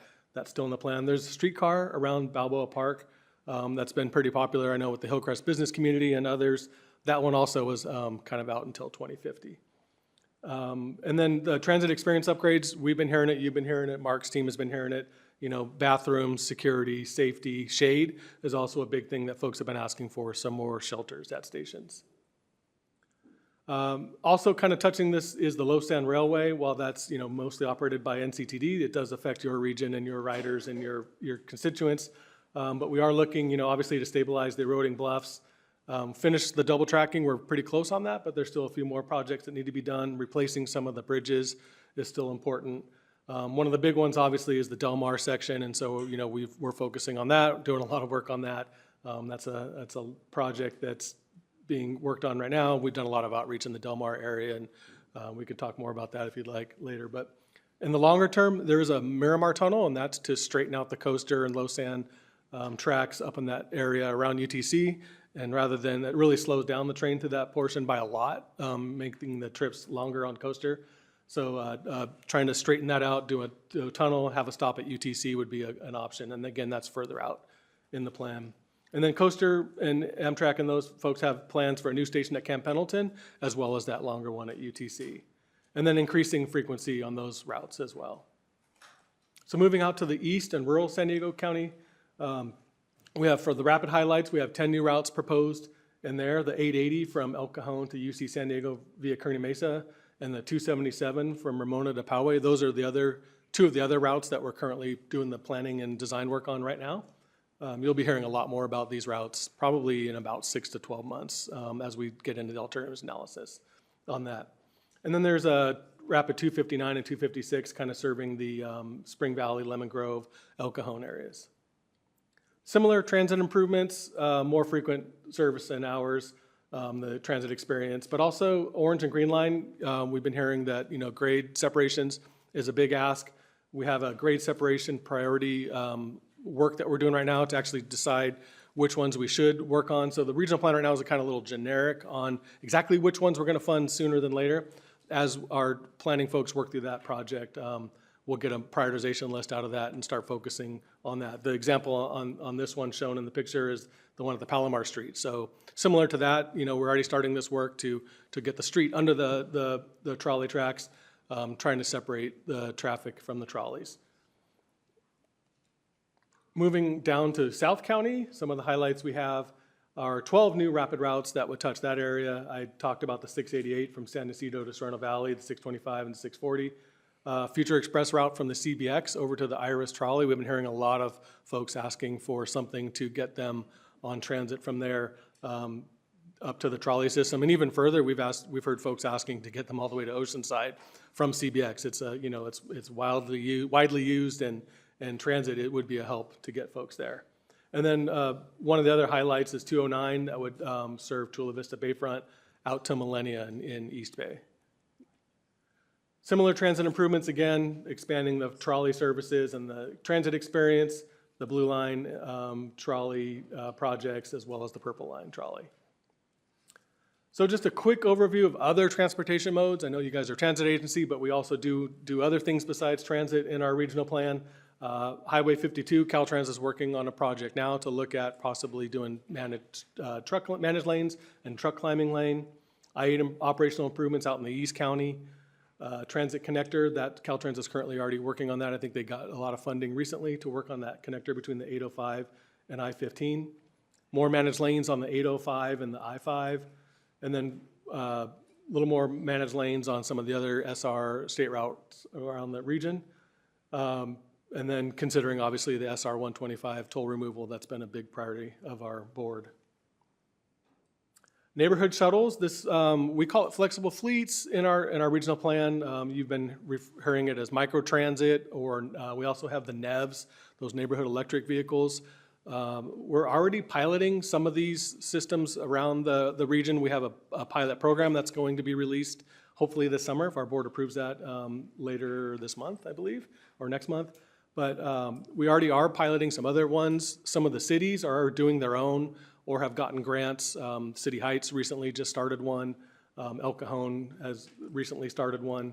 And we want to see how these work. As you saw in the last presentation, they are a little bit more expensive to operate, to get people around. The trolley obviously is our best way to get a lot of people moving cheaper and quicker, but the trolley can't go everywhere, right? And so trying to dive into neighborhoods where transit or trolleys or buses can't go, microtransit might be the way to help solve that first mile, last mile problem. So a lot of proposed things. This necessarily wouldn't be operated by MTS or NCTD. Some cities are kind of operating their own. We're out there just trying to decide what's the best way. Obviously, we do want to provide first mile, last mile transit options to transit, but sometimes it's just getting from a home to a doctor's office that may not actually be transit specific, but a city might be considering an important part. And then active transportation, this is a big part of the plan as well. This is the bike map. It's hard to see, but there's a lot of proposed bike routes. Most of these are actually locally developed routes within your own jurisdictions that you've told us that you want to do, but there are some regionally significant routes that our bike team is working on to try and connect the larger areas. So, like Jennifer mentioned at the beginning, our public comment period has been open and closes tomorrow. The Transportation Committee at Sandag will be holding a public hearing. For those of you members attending that, I think I told a couple of you, but it probably will be a wildly attended meeting and might be a lot of public comments, so it should be interesting to hear that. But tomorrow night, officially the public comment period will close. And then over the summer, we'll open up the draft environmental impact report, get comment on that as well.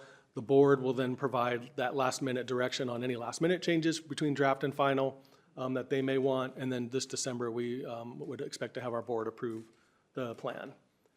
So we have a QR code to get you to the comment to the plan. There's the email and our website. There's the phone numbers.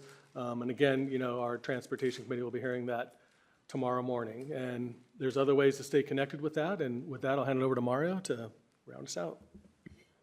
Well, as you could see, it's quite an endeavor trying to stitch everything together.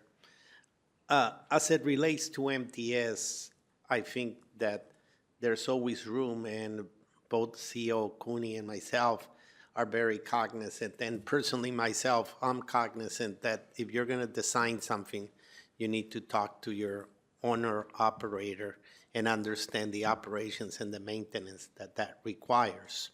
That is extremely important based on the prior presentation that was here before us. So we don't take that lightly. We're working hand in glove with your team here.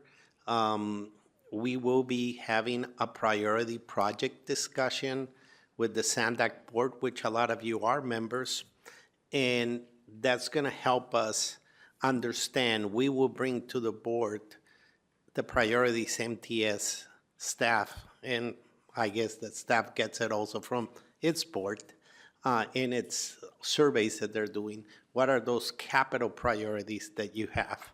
We will also have discussions about some of the programs that we provide, like YOP.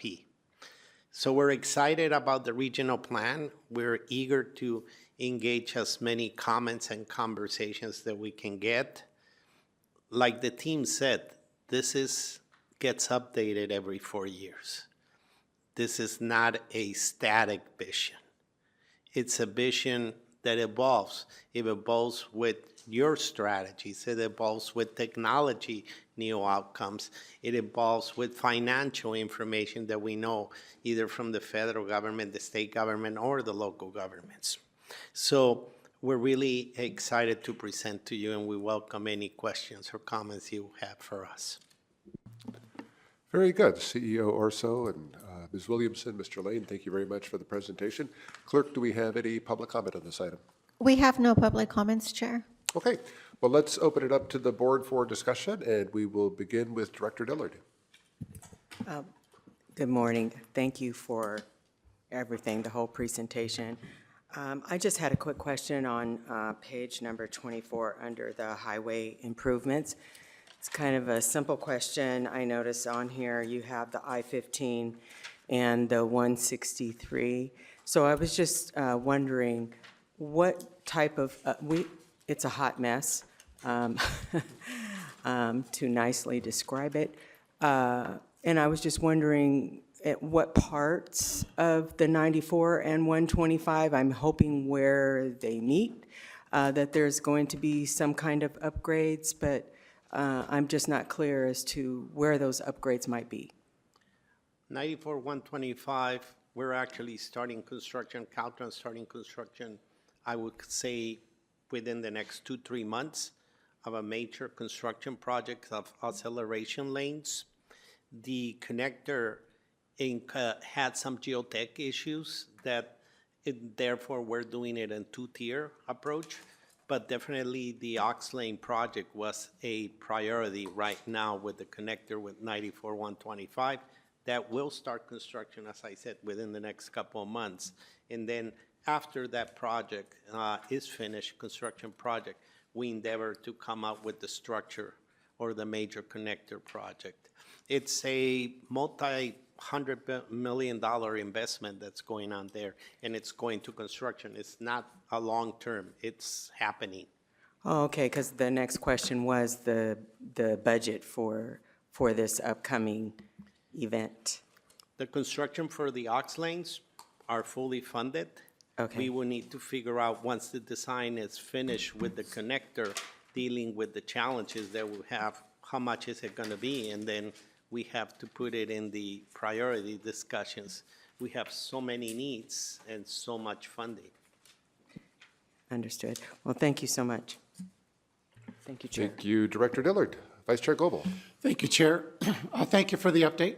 Appreciate your work on this project for the public's benefit. On slide 8 was plan requirements, slide 12 was policies and programs, and they are things that you consider as part of the demand of the things. What I didn't hear was demographic or psychographic changes in society. And what I mean by that is, I'll give you an example. In the school districts right now, they're making cuts because the birth rate has been such that there are fewer high school students in the system now, so they have to reduce their assets. In the same way, boomers will create a surge of the silver tsunami retirements. Does that change congestion on the freeways? Does it change demand for public transit? Does it change how often they're on the roads? How do you consider those things in this plan? I'm glad you asked, because those are really important considerations. We do a lot of data analytics to establish where people are going, where they're originating and where they're going. And then additionally, we also look at demographics to help inform where they might be going in the future. We started this in the 2021 plan. We did a very deep dive on just, as you said, the silver tsunami. You know, how are people going to travel? What kinds of services will they use? And then how are we going to provide those services?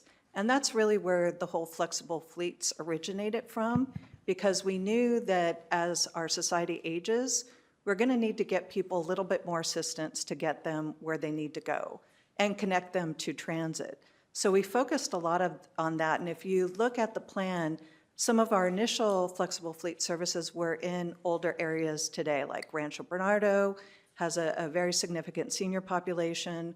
Coronado has a significant senior population. So we started to lay the groundwork for serving some of those trips. And then additionally with the school, the reduction in school trips, that's something that's a more recent phenomenon. So we'll analyze that for the next regional plan, and you'll see probably a shift in where some of our services go. What we have heard, though, is that there's been a reduction in school funding for transportation, and a lot of students are now using transit to get to school. And where there is no transit, there's a significant absentee rate. And so we're going to be looking at that to determine, you know, we can't provide direct school travel, but are there routes where we can connect them via, you know, additional services to get them to school? So we are, you're spot on. We're Okay, considering this. glad to hear you're considering that. As an aside, Naval Base San Diego, I think we took down 2 pedestrian bridges over the weekend. Folks, this is a problem, and thank you for meeting with the commanding officer down at the base, which is not far from us here. I'd like to emphasize our MTS staff, Sandag, this is a military readiness problem, and I appreciate your urgency to attend to this because it's 55,000 cars coming and going out of that thing, and if we're creating a transportation system that is adversely affecting our military, we need to kind of respond maybe faster than we usually would because of the number of people that it affects and our military system. We want to be good neighbors as well. So thank you for being engaged with that. I would encourage you to know that it's on my radar as well. When the commanding officer yesterday sits out with his team for an hour to measure timing of traffic lights and cars waiting for trolley tracks and things, that's not a good use of his time. So let's see what we can do for him and the people of the military. As far as this plan, I think I'm glad to hear that you consider demographics and psychographic changes, population changes, people coming into the county, people leaving the county. These are all important things. I'd also like to thank you for working with the consultant on our previous presentation, because you can say we're planning 10 new rapid routes, but if the consultant says, that's not probably where you need to go, then you kind of need to be in sync with, well, we'd like to plan this, but maybe that's not the right place. You might have a different suggestion, or working together. That's a very important piece. So thank you for working together. Thank you, Vice Chair Goebel. Director Fleming. Thank you for your presentation today. I have a question regarding the slide 24, and that's in regards to what's listed as the Coronado Bridge managed lanes. I'd like to know a little bit more information about what the intent is with that. So the managed lanes would be one lane that on the bridge that could be operated, switched via peak period. And it would be for high occupancy vehicles and transit to get over the bridge in a faster way. Okay, and that's beyond the lanes already get switched throughout the day based on high traffic flow in the morning and then later for the commute back out. I'm sorry, these would be specific for high occupancy vehicles, so 2+, transit, and, cars that are carrying van pools and whatnot. Let me expand on that. Managed lanes are not just one thing that fits all, one definition. Managed lane is a concept that you will manage something to try to get a better improvement in the system. We, staff, don't determine the policies of what that would be. We provide ideas to our board eventually. It has to go through an entire environmental document process and a consultation process.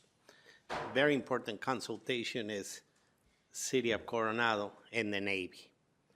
And if we can figure out a strategy where we can optimize the use of one of the lanes, where we can maximize the movement of people there to the base, to the city, that's a winner. Do we know exactly in this high-level plan how it would look and what it exactly is? No. We're just providing you ideas.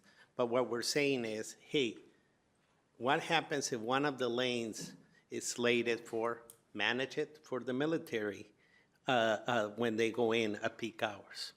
What happens if that lane is for everybody, but it's high occupancy, 2+, 3+? We have to model it, and a specific environmental document will need to be looked at. It's saying, hey, this is an idea. This is a very high-level plan that doesn't deal with the specifics of any of the projects that we're mentioning. Each of those projects that are mentioned there or programs will have to go through its standalone environmental document process, consultation, and design. These are concepts. So we're presenting the concept of, hey, can we make one of those lanes switchable for high occupancy or some managed strategies? Which one it is, we're not 100% sure there. Yeah, I appreciate that response and I guess the thoughtfulness behind it. Traffic congestion over the bridge, especially during certain times, especially because of Navy personnel moving to and fro, and subsequently within the community is a big challenge right now. And so I guess the request I would make is that as you analyze that, you look at it very carefully, and if something is implemented, that I would hope that it would be monitored closely enough so that in a short period of time, if it was actually increasing congestion, having the opposite effect of the intent, that a change would be made. That would be my concern as a resident within Coronado. For sure, and I want to stress something very important. One of the roles SANDAC has many roles, right? And through the Consolidation Act, it had that we together with MTS and North County Transit, we planned the transit system, and then we performed the construction of major capital projects, and then we hand it to the owner-operator. But the same is applicable to the transportation highway system. We don't own it. It's Caltrans who owns it. And Caltrans will probably never allow us to do a detriment to the system. They will also have a say to it. So this is just the beginning of a concept that is put in a vision. That's what the RTP is. It's a vision that shows also our state and federal stakeholders and funding agencies how we meet their mandates. But like we said, it changes every 4 years, and it changes based on many, many things that are happening in the world. Yeah, thank you for the response and presentation. Thank you very much, Director Fleming. Director Bush. Yes, and thank you, Mario, Jennifer, and Brian for coming down and presenting to us and all your guys' work on this plan. And I'm very familiar that every 4 years, once you guys finally finish this, you have to start it back up with the analysis. So Appreciate you guys and your work. Really supportive and appreciate the comprehensive list of the, at least from a high level, the transit projects, and I'm really supportive. I think there's some exciting proposals there, and it looks like it does have more alignment with our CAO that's in our process, so please, or COA? Yeah, so the COA. So if you can continue to coordinate and collaborate about that. I do have concerns on the highway improvements. I wanted to see if you all could get some more clarification and specifics on what the I-805 managed lanes and I-5 managed lanes are, and kind of an idea of cost, sort of similar to what Member Fleming was asking. And I do understand that in terms of managed lanes that there's almost operational fixes you can do even using the shoulder lane, and I think we've had some pilot programs and using of the shoulder for the 94, but so what does that look like? Because frankly, I'm completely opposed to any kind of widenings or expansions because they don't work and they're a waste of money and they just add more pollution in our neighborhoods, especially in the South Bay. So could you tell me some more about that? Sure. Thank you for the question. So I'll focus on the 805 and the 5. 805 has an existing HOV network. 5 in North County is the similar way. There are elements of that HOV network that are still remain to be built. On I-5, we still have to finish the HOV from State Route 78 to Oceanside. Oh, got it. And So that's not for- South County, that's North County then, that I-5 managed lane? That one is in North County, and that, we need to finish that HOV. Now, what does it mean for the HOV to be managed? Well, the manage is what we were just talking with Mr. Fleming about, the strategy of how we can optimize the use of that diamond lane. And in this case, it will be very similar to the I-15 managed lanes.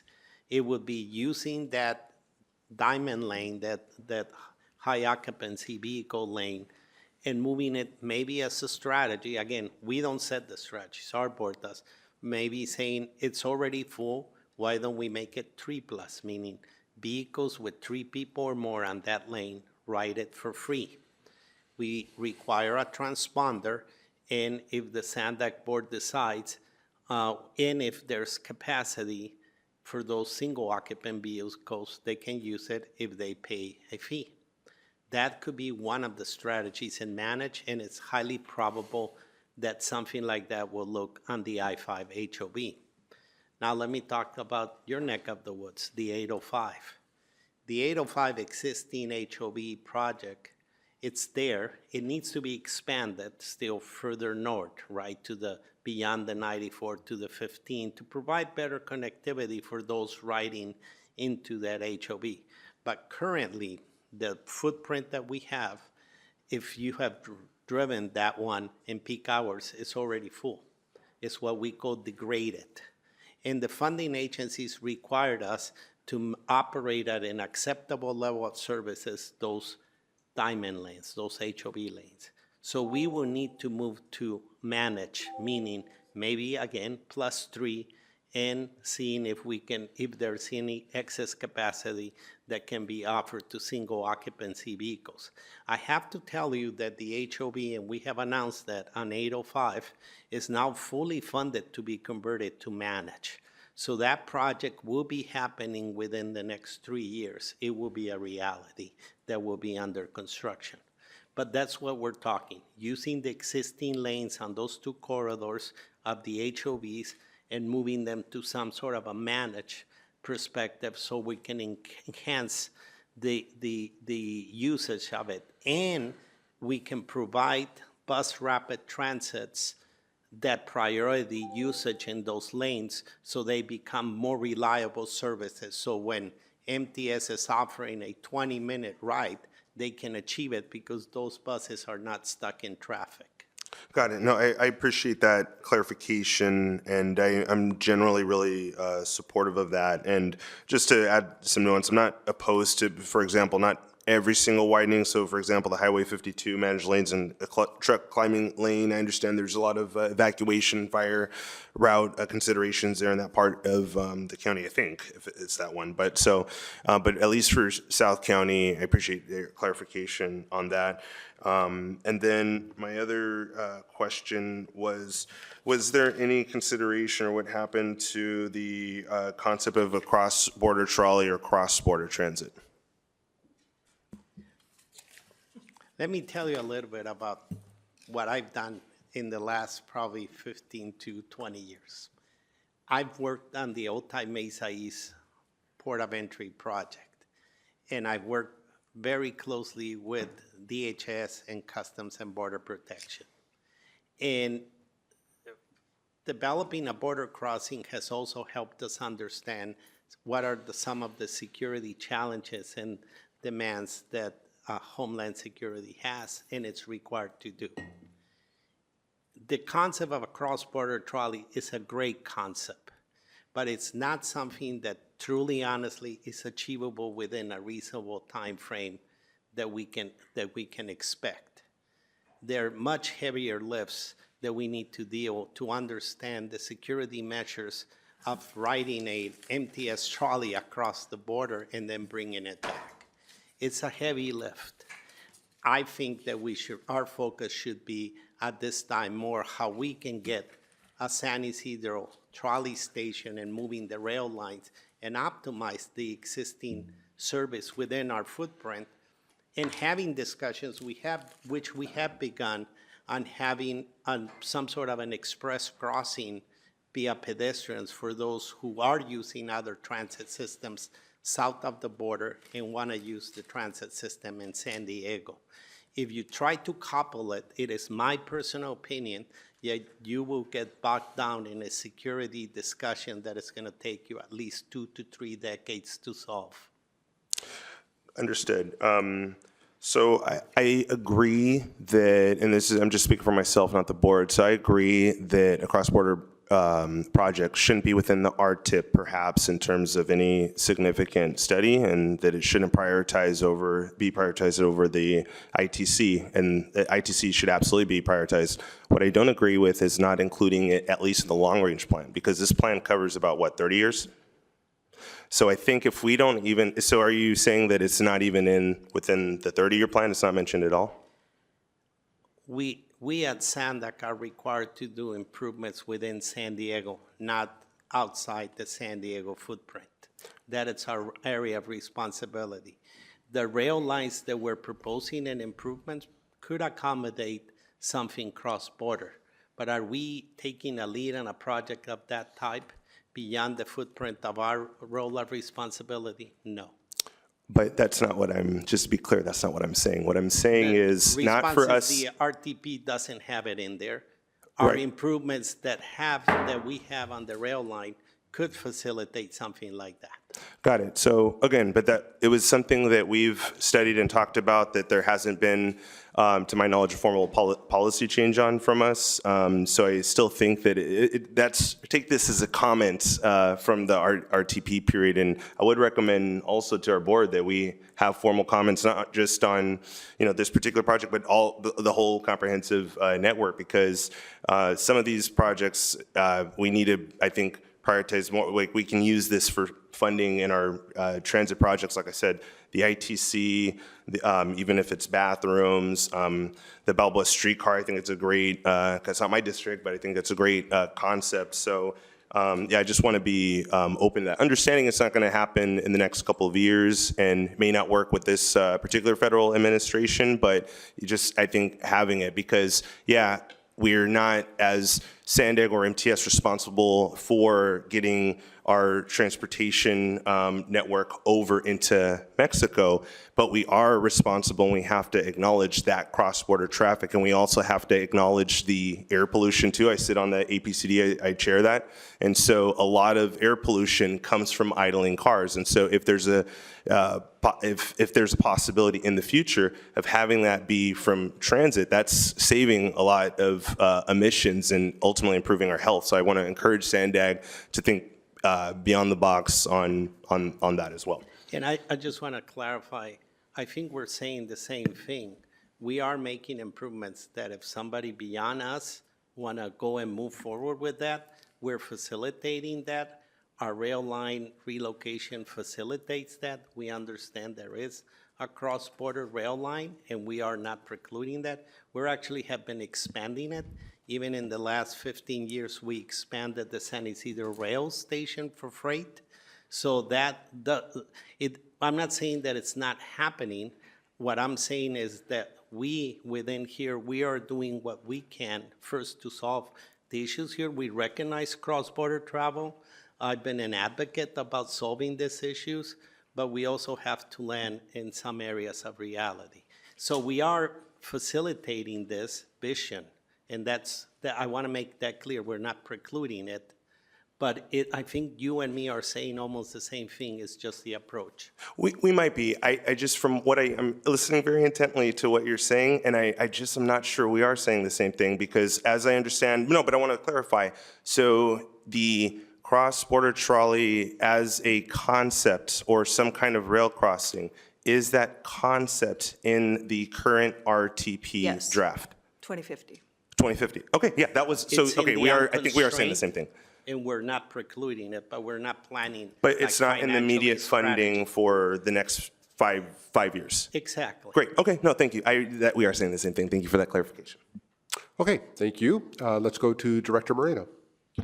Thank you for the presentation. I just wanted to clarify, this is our opportunity to make comments on this document. So I wanted to ask, I know I could look it up, but since you guys, the experts, are here, the San Isidro ITC and Harbor Drive Vesta Bridge is on the RTP? They are both in the RTP. They and are both in there. They're both in there for 2035. For 2035, Yes. wonderful. And I will share that, I do share the sentiment that Mario Orso has on the cross-border trolley. I think that the focus should absolutely be on the actual, we call it the ITC, Intermodal Transit Center, which I know Sandag is doing some preliminary planning on, which I'm very grateful for. And obviously, I would want that to come to fruition. But as the representative for the border, at the City Council, I agree with a lot of the statements that you've made regarding the trolley, the international trolley. So I want that to be on record. Also, Harbor Drive and Vesta Bridge is going to address a lot of the issues that were brought up by my colleague. I also do want to reiterate that the San Diego Regional Military Working Group is a committee on Sandag, and we have an amazing captain right now in Naval Base San Diego, Captain Healy, that's going to be moving on, which I'm very sad about, and we will be recognizing him. And he really did uplift this matter, and we were able to, I think, slow down the tearing down of the bridge about a year. Because of some of his concerns, but it is important that the military advocate for themselves in the working group. Obviously, when things come up to us, we definitely will be strong advocates because we know the importance of the military within our purviews. But the bridge was outdated and non-ADA compliant, so it did need to be removed, and I just want to put that on record. So strong advocate for the San Isidro Intermodal Transit Center and also Harbor Drive Vesta Bridge, and also a very strong advocate, Mario, you know this, but I do want to put on record for the 125 being a free toll road in whatever capacity we see it. Definitely something that Otay Mesa folks would like to see come to fruition. But thank you for the work that you guys do. I know this is a big lift, and that concludes my comments. Thank you. All right, thank you, Director Moreno. And I will thank you for the presentation. Thank you for the engagement of my board colleagues. Just a couple of notes on my part. I noted in the feedback themes transit frequency being a priority, which I thought very much complements the presentation that we had prior. Seems that there's a lot of energy around increasing transit frequency. And then when it comes to the Central San Diego transit highlights, I could tell you there are a lot of people who are pleased that the Streetcar around the periphery of Balboa Park is in there. It's a district that I represent on the city council, and we are certainly doing a lot to focus on one of Sandag's other priorities, which is housing. You can see all the cranes in the air, thousands of units, and it's nice that with the additional housing, we're also fulfilling the promise of additional infrastructure when we get to that point. And I know that the trolley around, the streetcar around the Balboa Park is something that will help to alleviate some of the traffic that all the additional density is causing. So glad to see that in there. Thank you very much for being here today to share this information with the board. Very much appreciate your time. All right. Item 17 is the Grants Administration Report, but given the hour and given that we have a couple of things that we want to attend to in closed session, we're going to go ahead and move item 17, the Grants Administration Report, to September. We will thank Kenna Teon and Julia Tour for allowing us to put that off until our next meeting. We're going to do item 18, which is communications, and then move into our public comment around the closed session before we break into closed session. So let's go to item 18. That is for chair, board member, or CEO communications. And let's begin with Director Leyva Gonzalez. Thank you, Chair. I'd just like to give the board an update. Last month I had made a couple of comments in regards to some bus stop upgrades in coastal utopia that I call Imperial Beach. And I'm very happy and pleased to state that the two stops on Seacoast are complete. The one that was somewhat an issue off of Dahlia and Seacoast, these bus stops are phenomenal.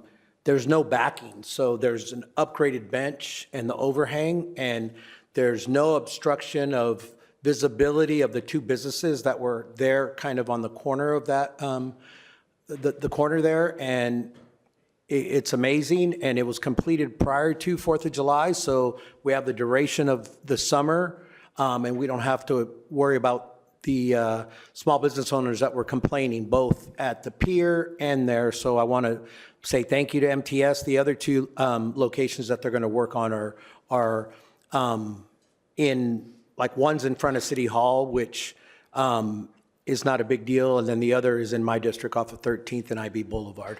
And once again, I want to reinforce how appreciative I am that MTS has Beverly on your guys' team, and if she needs a letter of recommendation for a bump up in pay, I am 100% for it, and I appreciate her. Thank you very much, everyone. Thank you, Director Leyva Gonzalez. Director Mendoza. I have some sad news to share. A week ago, the Lemon Grove City Council lost one of our council members. He had a heart attack, very sudden. He was my alternate on this board, and I'm sorry that he never had an opportunity to sit in my chair, and most of you did not have an opportunity to meet him. Steve was 50 years old. He leaves behind a wife and two teenage sons, and we're going to miss him very much. He was just elected in November, new council member, very enthusiastic to get involved. And anyway, he really made an impact in a short period of time. So I just wanted to, I don't know who my alternate is we haven't gotten around to figuring that out yet. It's just been a little over a week, but I'll let you know when I have an alternate.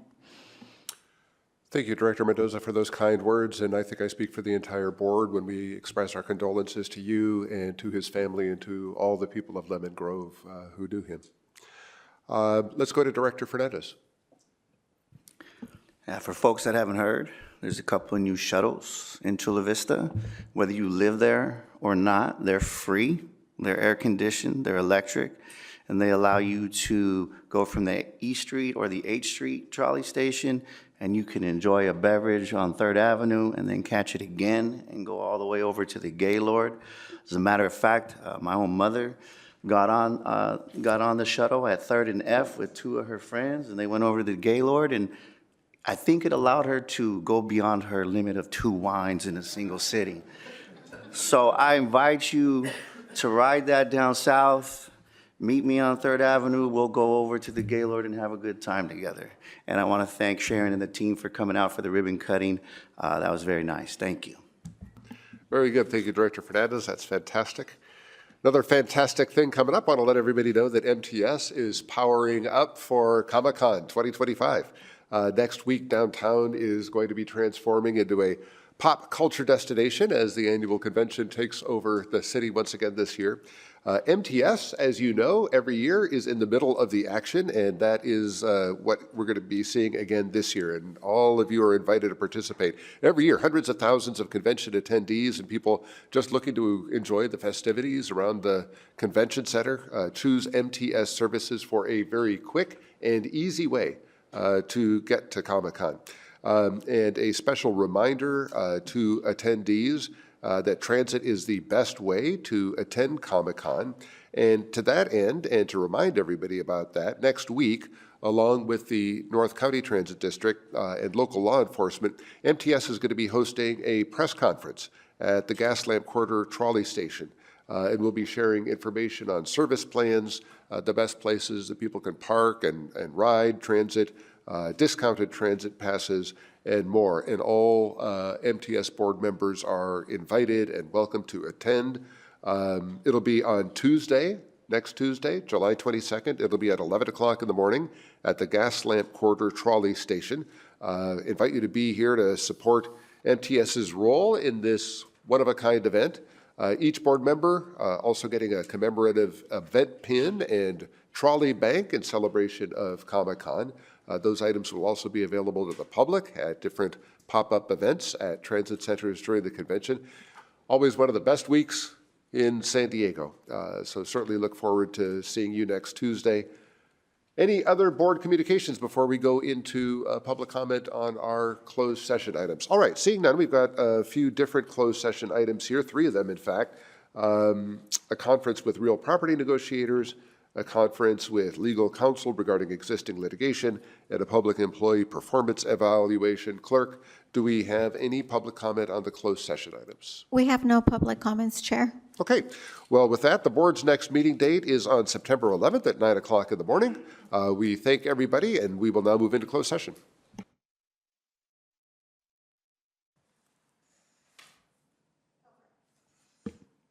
All right, reporting out of closed session, agenda item number 21, closed session conference with real property negotiators under Government Code Section 54956.8 regarding the property located at 5150 Naranja Street, San Diego, California.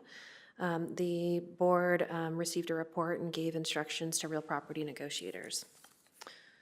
On agenda item number 22, closed session conference with legal counsel regarding existing litigation pursuant to Government Code Section 54956.9D1, Michael Arenas versus San Diego Transit Corp., Workers' Compensation Appeals Board case number ADJ 109-70146.